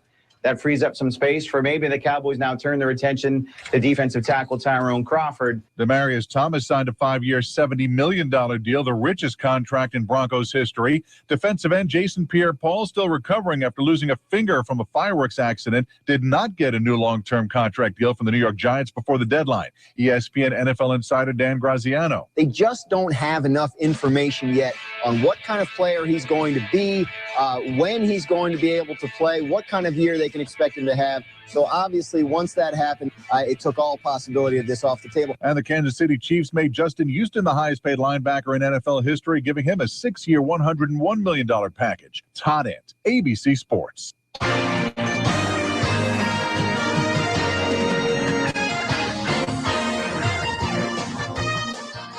For News Radio 1030 KMAS Shelton, FM 104.1, 92.9 FM in Thurston County, and we are streaming live audio and video on KMAS.com. There it is. Wave, Drew. Yep, there it is. That works. All right. So Major League Baseball is sleeping right now, and they will be back at it in full. Every team in the majors has a game tomorrow. Mañana. Seattle, no different. They get to play. They are traveling as far away as they can get to New York to take on the Yankees for a weekend series. We'll have game 1 beginning at 3 tomorrow afternoon on your way home, and that'll be the pregame show with the first pitch scheduled for 10 past 4 Pacific Daylight Saving time. Correct? Singular? I don't know. All right. Jordan Spieth, no complaints after an opening round of 67 yesterday, off to a good start, trying to win the Grand Slam. And he would be the first modern golfer to do so. He'd be the only one ever to do it in a calendar year. Man, that's pretty big stuff for a 21-year-old. The game plan was to get into position after round 1, and that's what we've done, said Jordan. He struggled a bit coming down the stretch, but rolled a 20-footer for birdie at the final hole to get within 2 shots of the leader, Dustin Johnson, who he battled for the final at the U.S. Open in Chambers Bay. Spieth also won the Masters, and that gives him a shot at sweeping all 4 of golf's biggest events in a calendar year. Going back to Augusta, he posted rounds of 64, 66, 70, 70, 68, 67, 71, 69, and 67 in all the majors this year. Pretty consistent, pretty danged good golfing. All right, we'll have a report from ABC Sports in just a little while, brought to you by Alderbrook Golf, celebrating their 50th year. South Sound forecast, if you happen to be heading out on the links. Pretty nice day today, actually. Mid-70s. It's about 60 now. Tomorrow, Friday, 85. 90s for Saturday, Sunday. Then back to 80 on Monday. 59 right now. Good morning. It's Daybreak with Jeff and Dale on KMAS News Radio. Join the guys as they talk with neighbors, newsmakers, and each other, getting your day off to the absolute best possible start in the history of mornings. Connect with Jeff and Dale through the KMAS listener line, by email, or Facebook.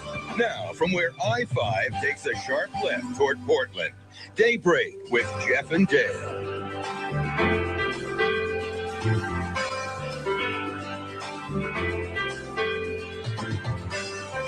All right, good morning to you. 8:13 here at KMAS, KMAS.com. After a marathon 6-month session in the state legislature, we're happy to have in studio this morning 35th District Representative Drew McEwen. Morning, Drew. Hey, good morning. How are we? We're doing good. Thanks for coming in this morning. We pleasure. Appreciate that. Jeff gave you the free 2-week pass. You got a pass, man. And you said, I'll come in right now. I like it. Yeah, it's the schedule. Everything got shifted, So yeah, it really did. I'm trying to cross as much off now as I can. Look what it did to my hair. I mean, geez. I know. Had a full head of hair in January. Yeah. Amazing. Amazing. Anyway, it's a nice tanned look you've got. Yeah, thank you. Yeah, absolutely. And this was the marathon. It was grueling. It was grueling for you guys, certainly. And was there anything during this time that you saw opportunities to get done in a regular, timely fashion, or even one extension that could have been taken care of and didn't? Yeah, I think so. I think that, obviously I'm partisan, but, both sides dug in their heels on their positions. And, frankly, I think that put, with the Democrats in the House and wanting a tax increase, it put them in the position where they had to blink first, and they waited. There was just no way that a tax increase on the people was going to get through the Senate, and so, it really, I found it interesting that happened. That it took that long for that to happen. For them to, and the governor actually gave up on tax increases. I think at the end of May. Which was interesting, and so a leader of his own party, but the troops weren't ready to concede that one yet. But, I think we could have, we have a structural issue with our budget process, and some of this has been addressed. But it takes time, and that is, we're getting the budget forecast. When everybody says, why don't you work on the budget from day one? Well, we are. And I serve on the Appropriations Committee, and we are from the get-go. The issue is we rely on that revenue forecast, and that always used to be in late March. Well, when you're adjourning that in April, to put together $38 billion in 30 days. That's a tall order. It is. And, one of the things, and I proposed this in my first term, let's move that revenue forecast up to February. And that bill never went anywhere, but we ended up implementing it this year as a rule, just something we could do. We just told the Economic Forecast Council, hey, give it to us a month earlier. There are issues with doing that, which I certainly acknowledge, and that is, anytime you're forecasting anything, the longer out you go, the more inaccurate it becomes. And so there are, issues with doing that, but we got that. And, and that was a positive. I mean, revenues, we're up 9%. But there was an opportunity in there, and I think that when in the legislature, just like in anything else, egos got in the way. I think on both sides at times, and that prevented getting it done. I think we certainly could have gotten it done, definitely in the first special session, but it didn't pan out that way. But we got it done. Down to the last minute. That's not the way we should do this. We really need to find a way to move sooner. You look at some other states, Wisconsin, for instance, they have actually a joint finance committee, an interesting concept. And so you have the House and Senate, and here we have each chamber has its own finance committee. And again, just looking at Wisconsin, they have a joint finance committee in which House members and Senate members work on it together. And so from the get-go, it removes that a little bit. The negotiating is happening already from the start, and that might be something that we should be looking at. So we'll play with some things. I think we're all fried right now, and but there are things we need to consider.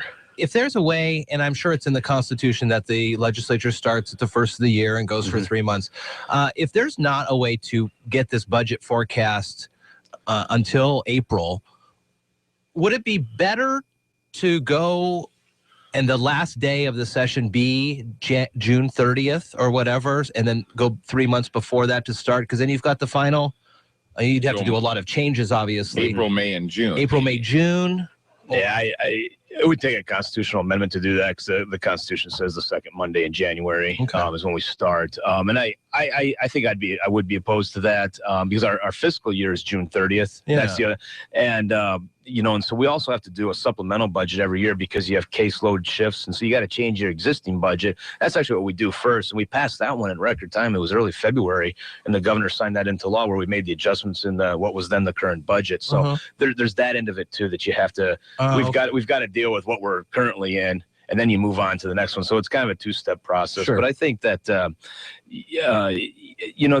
again, wherever you are on the political fence, I mean, the dynamics in the legislature have shifted over the last 4 years from where they had previously been.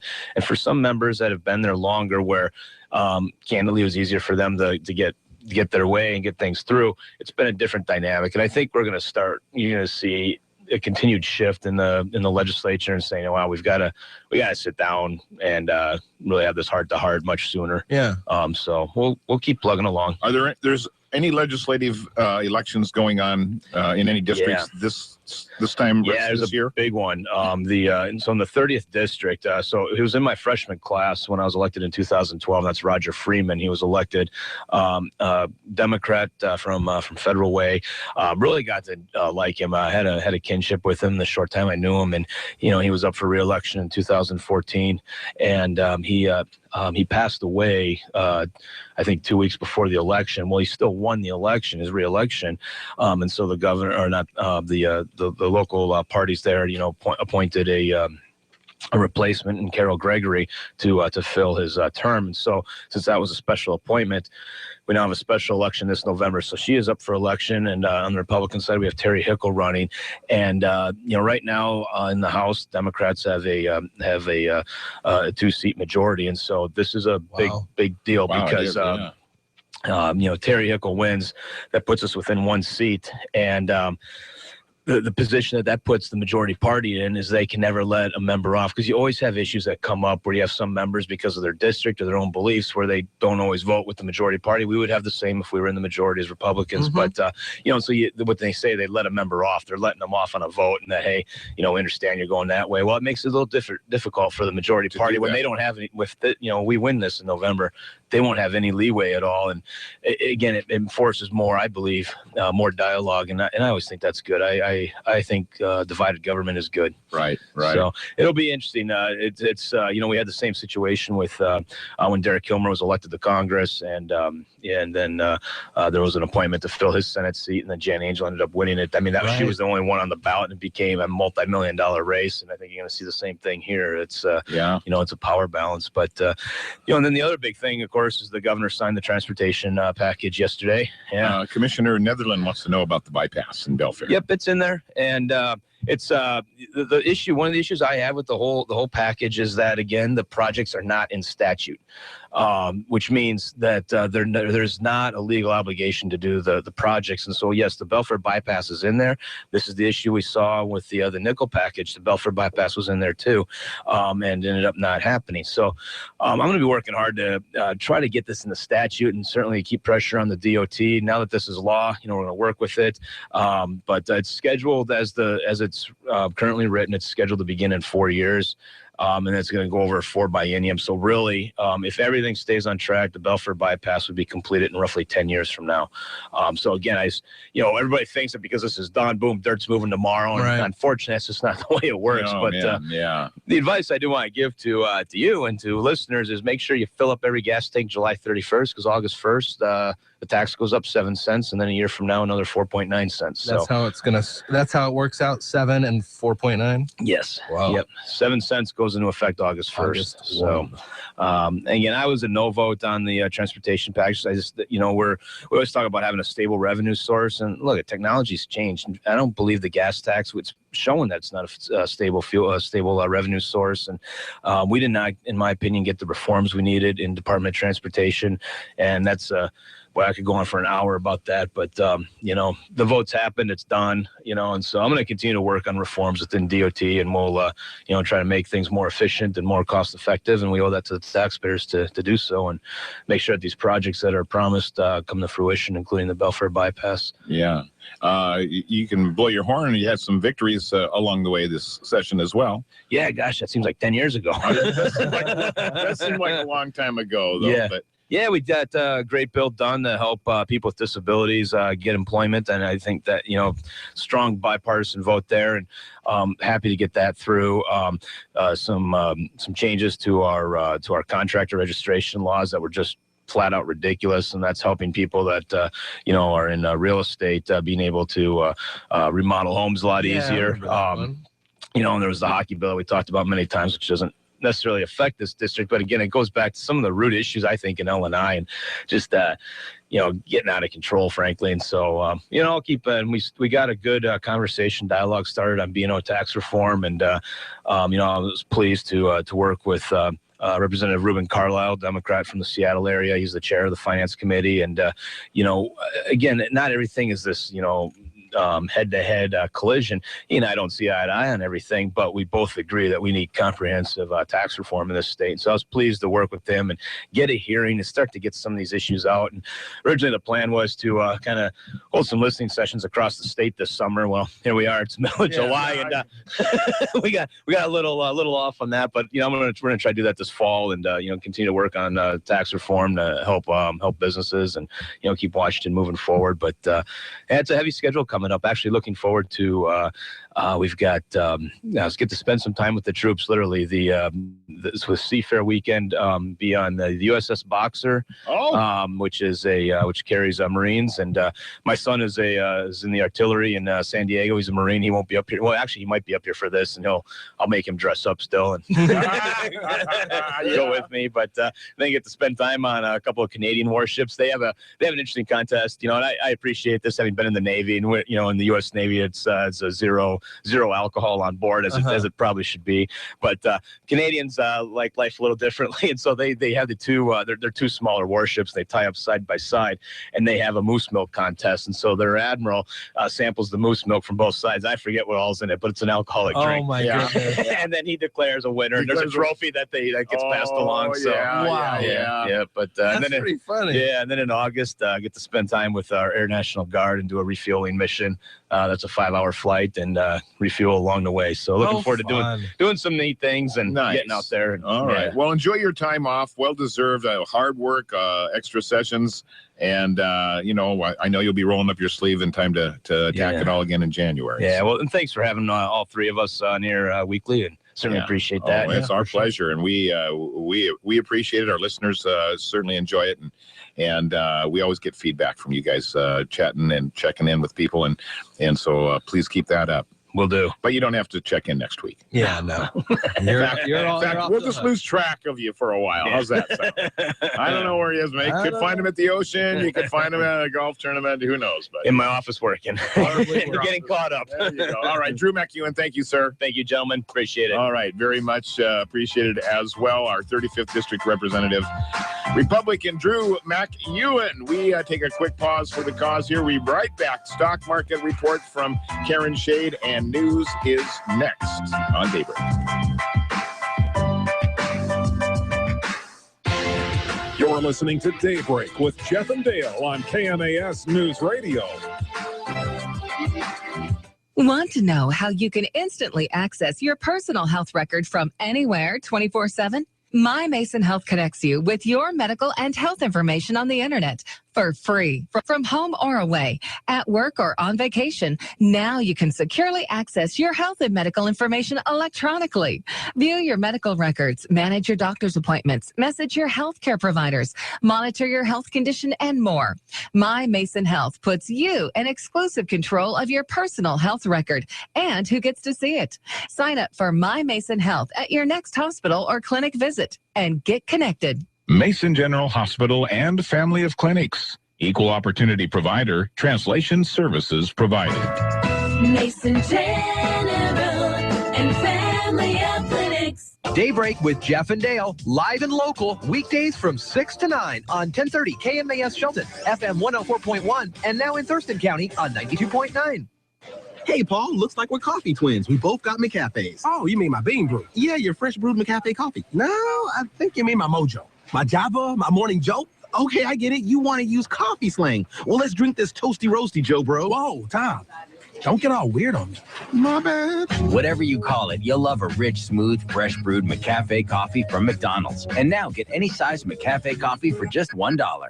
Ba-da-ba-ba-ba. A la carte only. Prices and participation may vary. Limited time offer. This is the sound of a Minion. This is the sound of a Minion peeling back a Minion Mania Instant Win food prize game piece at McDonald's. And this is the sound of you winning $250,000 in the Minion Mania online sweepstakes. Oh, yeah, oh, yeah. When it comes to joy, we all speak the same language. This summer, if you're 13 or older and a U.S. resident, come play Minion Mania at McDonald's. You can play in the restaurant only until August 3rd. And check out the new movie Minions only in theaters. No purchase necessary, void or prohibited. Official rules in restaurant and at minions@mcd.com. Alderbrook Golf Course is 50 this year. To celebrate, they're offering a twosome Twilight Summer Special. 18 holes of golf with cart for two for $50. Weekdays afternoon, weekends after 1. Book at tee time right now. Go to alderbrookgolf.com. At the Clubhouse, open mic on Wednesdays with Randy Baugh, live music Saturdays, delicious menu, a beautiful setting. Book your next event at Alderbrook Golf Course, 898-2560. Alderbrook Golf Club. Find your reason to go. And by the way, did I mention the view? With a major golf update, I'm Tom Rivers in London. Will he become the second person to capture the first 3 golf majors in a year? Jordan Spieth isn't even thinking about it. It never even came into my mind, and it probably won't the rest of the week. The hardest part will be once I'm in contention, just managing those nerves on a course like this and trying to control the ball in the wind. Today, not too windy. The 21-year-old fired an impressive 67, 2 off the pace set by Dustin Johnson. Tom Rivers, ABC Sports. Hi,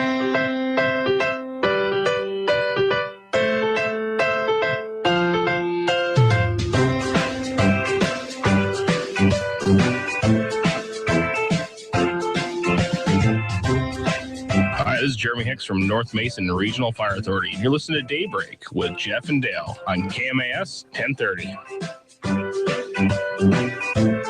All right, good morning to you. Daybreak, Jeff and Dale, 8:30, and time for us to check in on the morning stock numbers. Karen Shade's on the line from Edward Jones. Good morning. But she'll be within, what time does the thing start today? 11 o'clock. You can head up and meet her at the Shelton High School Mini Dome for the Chamber of Commerce Bite of Shelton and all the good stuff that's happening up there. Check out all the stuff. There's lots of great baskets and giveaways. I told her that Dale and I will probably head up there, and I got my selfie stick. And I know. I don't know anything about these stock numbers, but this selfie stick thing. Well, maybe we'll need to look into that for you. I'll tell you, once you see it done the first time, you're like, it's not that bad, actually. All right, whatever. I'm going to take your word for it. Please do. What's up with the Wall Street today? Well, U.S. stocks are trading higher with the approval of a bailout plan for Greece, and as investors assess corporate earnings results. An economic news filing for U.S. unemployment benefits declined last week for the first time in a month, heading back toward the lowest levels in more than a decade. On the earnings front, Citigroup continued a trend for banks reporting earnings ahead of expectations, in part due to reduced expenses, particularly related to litigation expenses. U.S. bond prices are little changed. So far this morning, the S&P 500, the best performing sector is consumer staples, while the worst performing sector is basic materials. The Dow Jones Industrial Average is up 36 points at 18,086. The Standard & Poor's 500 Index is up 11 points at 2,118.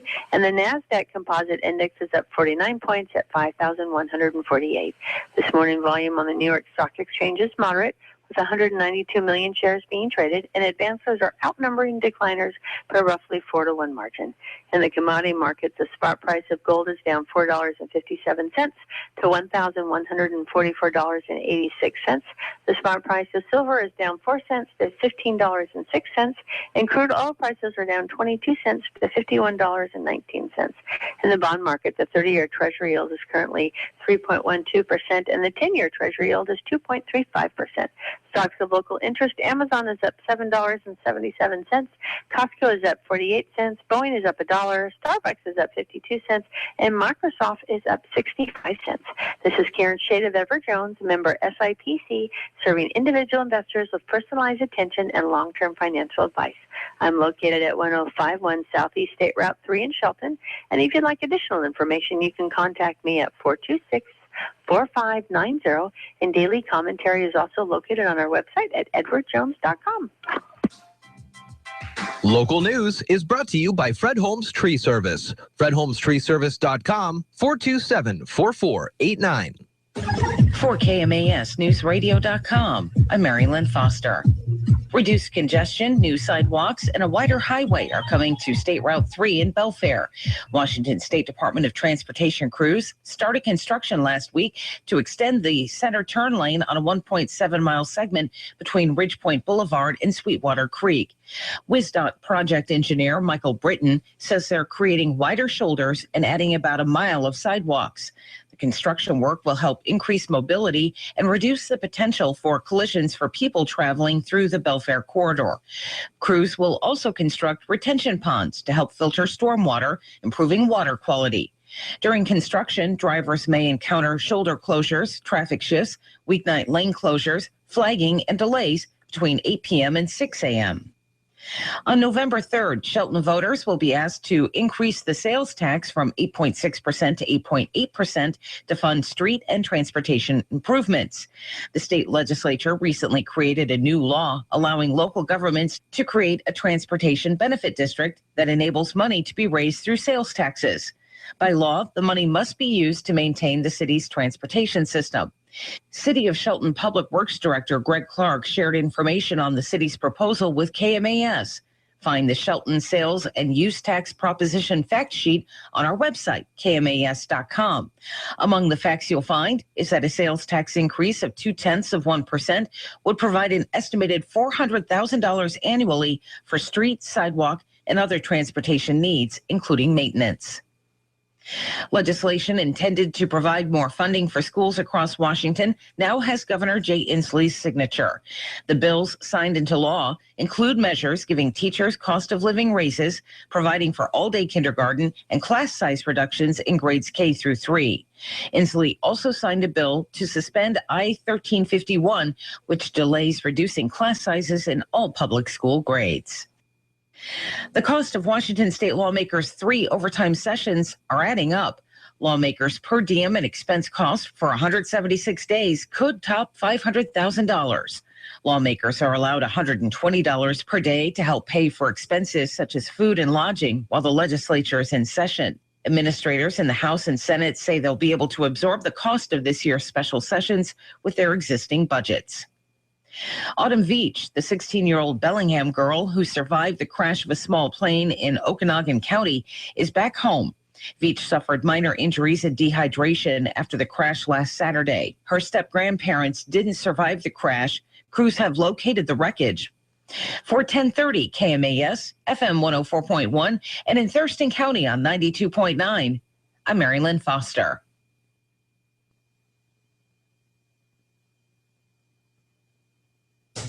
Is your family doing some growing?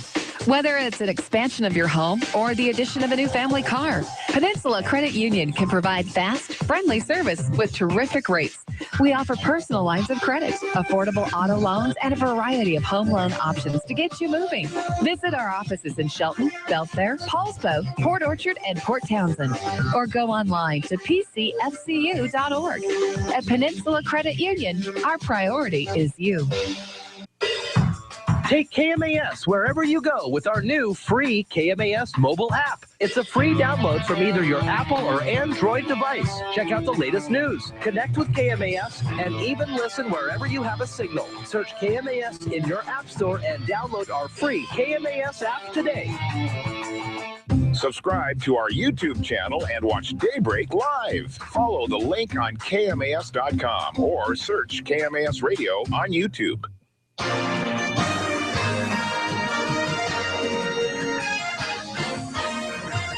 4 News Radio 1030 KMAS Shelton, FM 104.1, 92.9 FM, Thurston County, and streaming online, audio and video on KMAS.com. I'm Dale Hubbard. It is 8:36 on your Thursday. The U.S., no, not the U.S., the British Open is up. It's running. It's going. It's like, it's crazy over there. I mean, they're like almost done today, this time of the morning. Isn't that crazy? It is. I mean, it's hard to keep track. But Jordan Spieth, you need to know this. He's only 2 back of the leader as they finish up their opening rounds there in the birthplace, or at the birthplace of golf, St. Andrews, Scotland, the old course, don't you know? And at St. Andrews, Robert Streb, an American, by the way, shares the early clubhouse lead. And he is tied with Retief Goosen at 6 under. Jordan Spieth, though, 7 under right now, and 5 under after completing his first round. Dustin Johnson is the early leader at 7 under. What? 7 under the first round? Yeah. Oh my God. Yeah, these guys are shooting it. They're shooting lights out already. Tiger Woods? Yeah, how's he doing? 4 over. I carded a 76 today. Well, that's not going to win you a tournament. That's not going to win you the Open. So he's got work to do, and work he will do. LPGA has their big event today, Sylvania, Ohio, birthplace of the light bulb. I don't know. Annual Marathon Classic includes pretty much all the top names in the ladies tour. Lydia Ko is the defending champ. 18-year-olds already won 7 LPGA Tour events. Did I tell you that she is 18 years old? Gosh. She's already won 7 LPGA events. Wow. She is like the Tiger Woods, the Jordan Spieth of the ladies. Sure. Wow. There is that. I had to bring that up just to let you know. There's another hottie coming down the pike, Lydia Ko, K-O. She gives a knockout performance every time she's out there. I'm sure she heard that. All right, that's all I got for you. Thank you. We'll be here all week. I'm sure. Watch out for that cable. I got to move it around here in just a second so we can get you going. So we can get the camera off the back of your head and put it on straight on the front of your face. All right, South Sound forecast 60 out there now, 75 throughout the day today, 85 tomorrow, 90 over the weekend. Then we'll be back at about 80 on Monday. Good morning to you. It's Daybreak with Jeff and Dale on KMAS News Radio.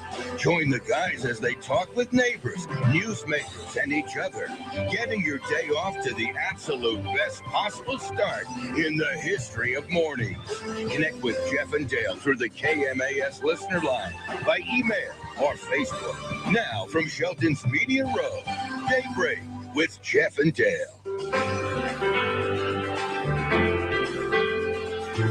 8:40 here at KMAS, and a good morning to you. It's time for us to focus on Shelton here, and we have in studio Mark Ziegler from Parks and Rec for the city. Good morning, sir. Gentlemen, how are you? Mr. Z, how are you doing? Terrific.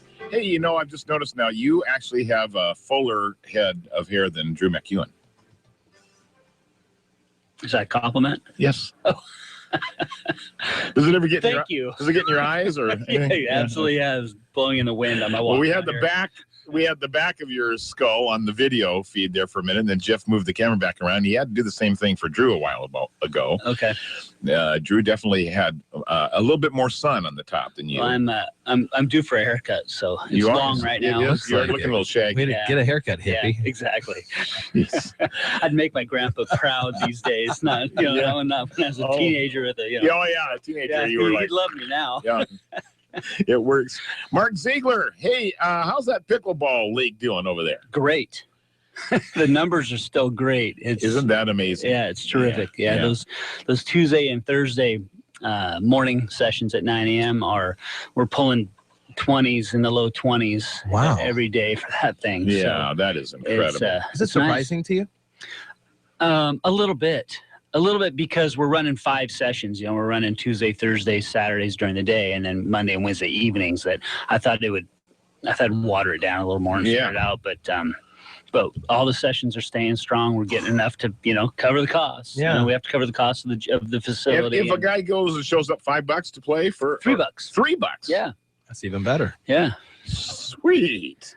All right, I gotta get some gear and bring it to town. And what would you need if you were just going to be a drop-in? And I say, it's 9 o'clock. I'm going to go try this pickleball. What do I need to bring with me the first time? The first time, nothing. Well, there's even a paddle there to use. Yeah, if you wear shorts, sweats, tennis shoes, t-shirt, whatever you're comfortable moving around in. Yeah, that's it. Show up. You can use a paddle. The guys that have been playing a while, they have their own probably. They bring their own paddles, absolutely, and they tend to buy they're plastic, they're a little lighter, but so the common paddle is a wood paddle, and they're a little heavier and probably perform a little differently. So the guys that have been playing a while will buy these high tech plastic pickleball rackets. Yeah. Yep, exactly. But the balls are provided, the nets are provided. You show up They'll and you give play. you a partner to play with. Or exactly right. So not much, just comfortable moving clothes. That's right. Yeah, it's pretty nice. Anything anything you want to go out for a walk or a jog in or something like that. Yeah. Wow. All right. That's great. Well, good I'm for this you close. Guys. I know you are.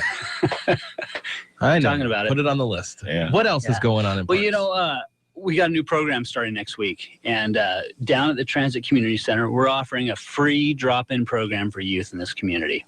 All right. Yeah, it's come together late last week. We've been working with Transit Community Center. We've been working with United Way, received some funding commitments from Green Diamond Resource Company late last week. So this is all coming together kind of quickly. Yeah. All right. But we're ready to go Monday. And so we're going to start Monday, July 20th, 3:30 to 5:30 p.m. It's going to run Monday through Thursday at the Transit Community Center. Mondays and Wednesdays, we're focusing on kids 14 to 17 years old. And on Tuesdays and Thursdays, we're going 8 to 14 years old. Okay. All right. And what's happening down there is they're getting a bunch of kids showing up. It's like, hey, there's a gym. Yeah. I got a basketball. Let me in. Yeah. Well, of course. And Transit's not in the business of conducting their own programs. They're in the business of operating a facility and then leasing that facility to an entity that will conduct the programs. The city is in the business of conducting programs. United Way is in the business of helping their community, and part of their goals are to help conduct youth programs in the community. So we all got together and said, let's find a way to make this work. SOC used to operate, similarly down there. Right. Have a drop-in program. So that's what we're going to do. And we've got 6 weeks through August 27th. It's free. Anybody can show up. Walk in the doors, play some basketball, play some pickleball, play some board games, just hang out with their friends. Yeah. Wow. Just a place to be for a couple of hours. Be in a safe place for a few hours. That's terrific. Get a little exercise maybe. We're going to work on getting some folks in there that can provide some life skills too, and do some entertainment and whatever else that might entail. Mentoring, whatever. Yeah, exactly right. Yeah, that's great. It's a great opportunity that's come to fruition recently, and we're looking at hopefully expand it. Yeah. We want to move into the school year. We want to kind of morph this into an after school program. You bet. Every other Fridays, the Shelton School District is out early, mm-hmm. and so kids are getting out at 11:30 or noon, and boom, they're out on the street hanging out. Right. Why not come down to a gym or a facility and play some basketball or work on some homework or whatever, just listen to some music or, Yeah. you know, or you know, It's a great hang idea. out. But a safe place to hang. Safe place to hang out. Everybody's going to be respectful with each other. You know, we're going to offer some programming opportunities. Exactly right. Nice. Yeah. Well, congratulations. That's an awesome program. It is. Yeah. Anything we can do to help the youth here. It's hard enough being a teenager. You ain't kidding. Let alone being a teenager with time on your hands and nowhere to go. And you don't That's right. necessarily need to be home or want to be home because for whatever reason. Exactly right. And so this is, you guys are to be applauded for putting this together. And this the nucleus, the beginning of Correct. maybe a nicer, bigger, more consistent program. Absolutely. We've talked about this for a number of years, and SOC provided some of that programming Good before, and basis right there. that went away. And we've got the movement with the pool, and we've got folks out there working with, towards the Y and towards the Boys and Girls Club and all those things. Right. And that's great, to work towards those types of programs, and we'd really like to see something like that happen. But we really need to get a program started and in place, and I think this is the start of that. Cool. Good. Best That's of really luck. cool. And that begins this next week. Monday the 20th. Yeah. Nice. 3:30 p.m. to 5:30 p.m. So it's at the Transit Center. There's buses that run in and out of Yeah. the regular It's not hard to get there. It's centrally located. Yeah. People know where it is. So hopefully that it's not an issue of getting transportation or finding the place. It's just getting the word out and letting those kids and parents know that that's available to them. They'll come down, and when their parents drop them off, they'll be in a safe environment. We've got a paid staff person that's going to be there at all times, and then we have volunteers that are filling in kind of as additional staff people that'll hang out. They're all going through the city's background check. So they're all folks that have been vetted through the city, just like all of our other recreation staff. Yep. We've got some coaches from the high school basketball team that'll come in on occasion and do some, do a little bit of clinics and skills and work with kids on basketball skills if they want to do that, or we'll just kind of, we'll just throw the ball out there and let them play. Good. Yeah. Good. Awesome. pretty cool. Awesome. All right, Mark. Well, that's good news. Anything else going on? That's probably the big news story. Yeah, that's the big stuff right now. I still have, softball season still in full swing out at MCRA in Callahan Park. So if you're out and about and want to watch some folks bat the old softball around, feel free to come on out. It's any managers kicking dirt up there or anything like that? No, it's not too crazy. Pretty laid back. Yeah, it's pretty laid back. It's which is good. That way everybody's having a good time and not getting too fired up. Yeah. All right. Very good. Well, congratulations on the program that launches on Monday, and I guess we'll catch up to you down the road here. Fall programs will be upon us before we know it. Yeah, exactly. I'm already starting to work in that direction. Unfortunately, it's going to be here before we know it. Oh yeah. No matter what the weather is outside, the calendar keeps on turning. Correct. Correct. Yeah, without a doubt. All right, Mark Ziegler, Shelton Parks and Rec, and this new program for the kids, Open awesome. Gym. On Mondays through Thursdays from 3:30 to 5:30. Correct. Yeah, very cool. All right, we will take a quick pause and put the wraps on Daybreak when we return.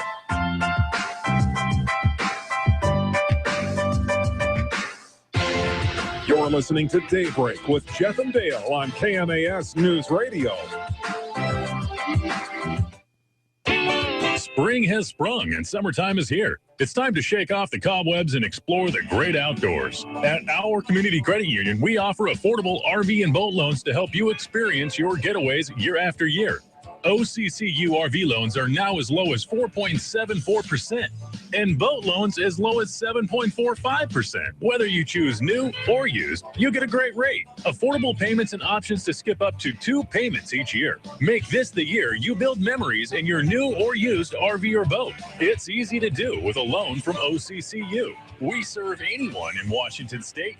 Visit us at ourcu.com or stop by any of our branch locations in Shelton, Union, McClary, Elma, Montesano, or Vashon. Our community credit union, making dreams come true one loan at a time. See you at the lake. Loan rates are annual percentage fixed rates. Rates are conditional on approved credit, and some conditions apply to skip payments. Hi, it's Dale Hubbard, General Manager of KMAS News Radio, and we are seeking a motivated, success-driven, high-integrity salesperson to sell our radio, digital, and social marketing platforms. The strongest candidates will possess excellent direct selling skills, be creative and client-oriented, with a solid understanding of prospecting and new business development. Media sales experience is a big plus. The ability to work in a team environment, a valid driver's license, and personal transportation are also a must. Position is commission-based with benefits. KMAS Radio is locally owned. Send your resume and cover letter to the General Manager, KMAS Radio, P.O. Box 548, Shelton 98584, or email me, djdale@kmas.com. No phone calls, please. KMAS is an equal opportunity employer.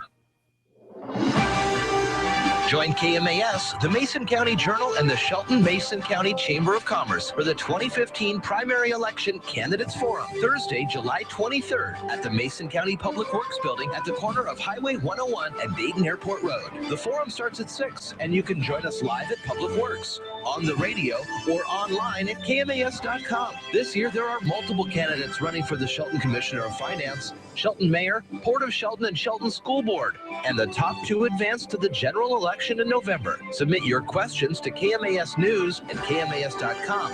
Get involved in the process this year. Decisions made now could impact you for years to come. The 2015 Primary Election Candidate Forum, live from the Mason County Public Works Building, Thursday, July 23rd at 6 p.m. Brought to you by Tom and Amy Davis, who remind you to remember our vets. Alderbrook Golf Course is 50 this year. To celebrate, they're offering a twosome Twilight Summer Special. 18 holes of golf with cart for 2 for $50. Weekdays afternoon, weekends after 1. Book at tee time right now. Go to alderbrookgolf.com. At the clubhouse, open mic on Wednesdays with Randy Baugh, live music Saturdays, delicious menu, a beautiful setting. Book your next event at Alderbrook Golf Course, 898-2560. Alderbrook Golf Club. Find your reason to go. And by the way, did I mention the view? With a major golf update, I'm Tom Rivers in London. 2 off the pace, Jordan Spieth did most of his damage on the front 9 and then traded 2 birdies and bogeys on the back. It's difficult to turn back around and adjust to trying to hit the ball a lot lower, and the course played a lot longer. So we just tried to hang in there. Even par was a good score on the back. Leading the pack, fellow American Dustin Johnson. Meanwhile, finishing the day 4 over, the incredible Tom Watson on his last ever British Open. Tom Rivers, ABC Sports. Once upon a time, there were children.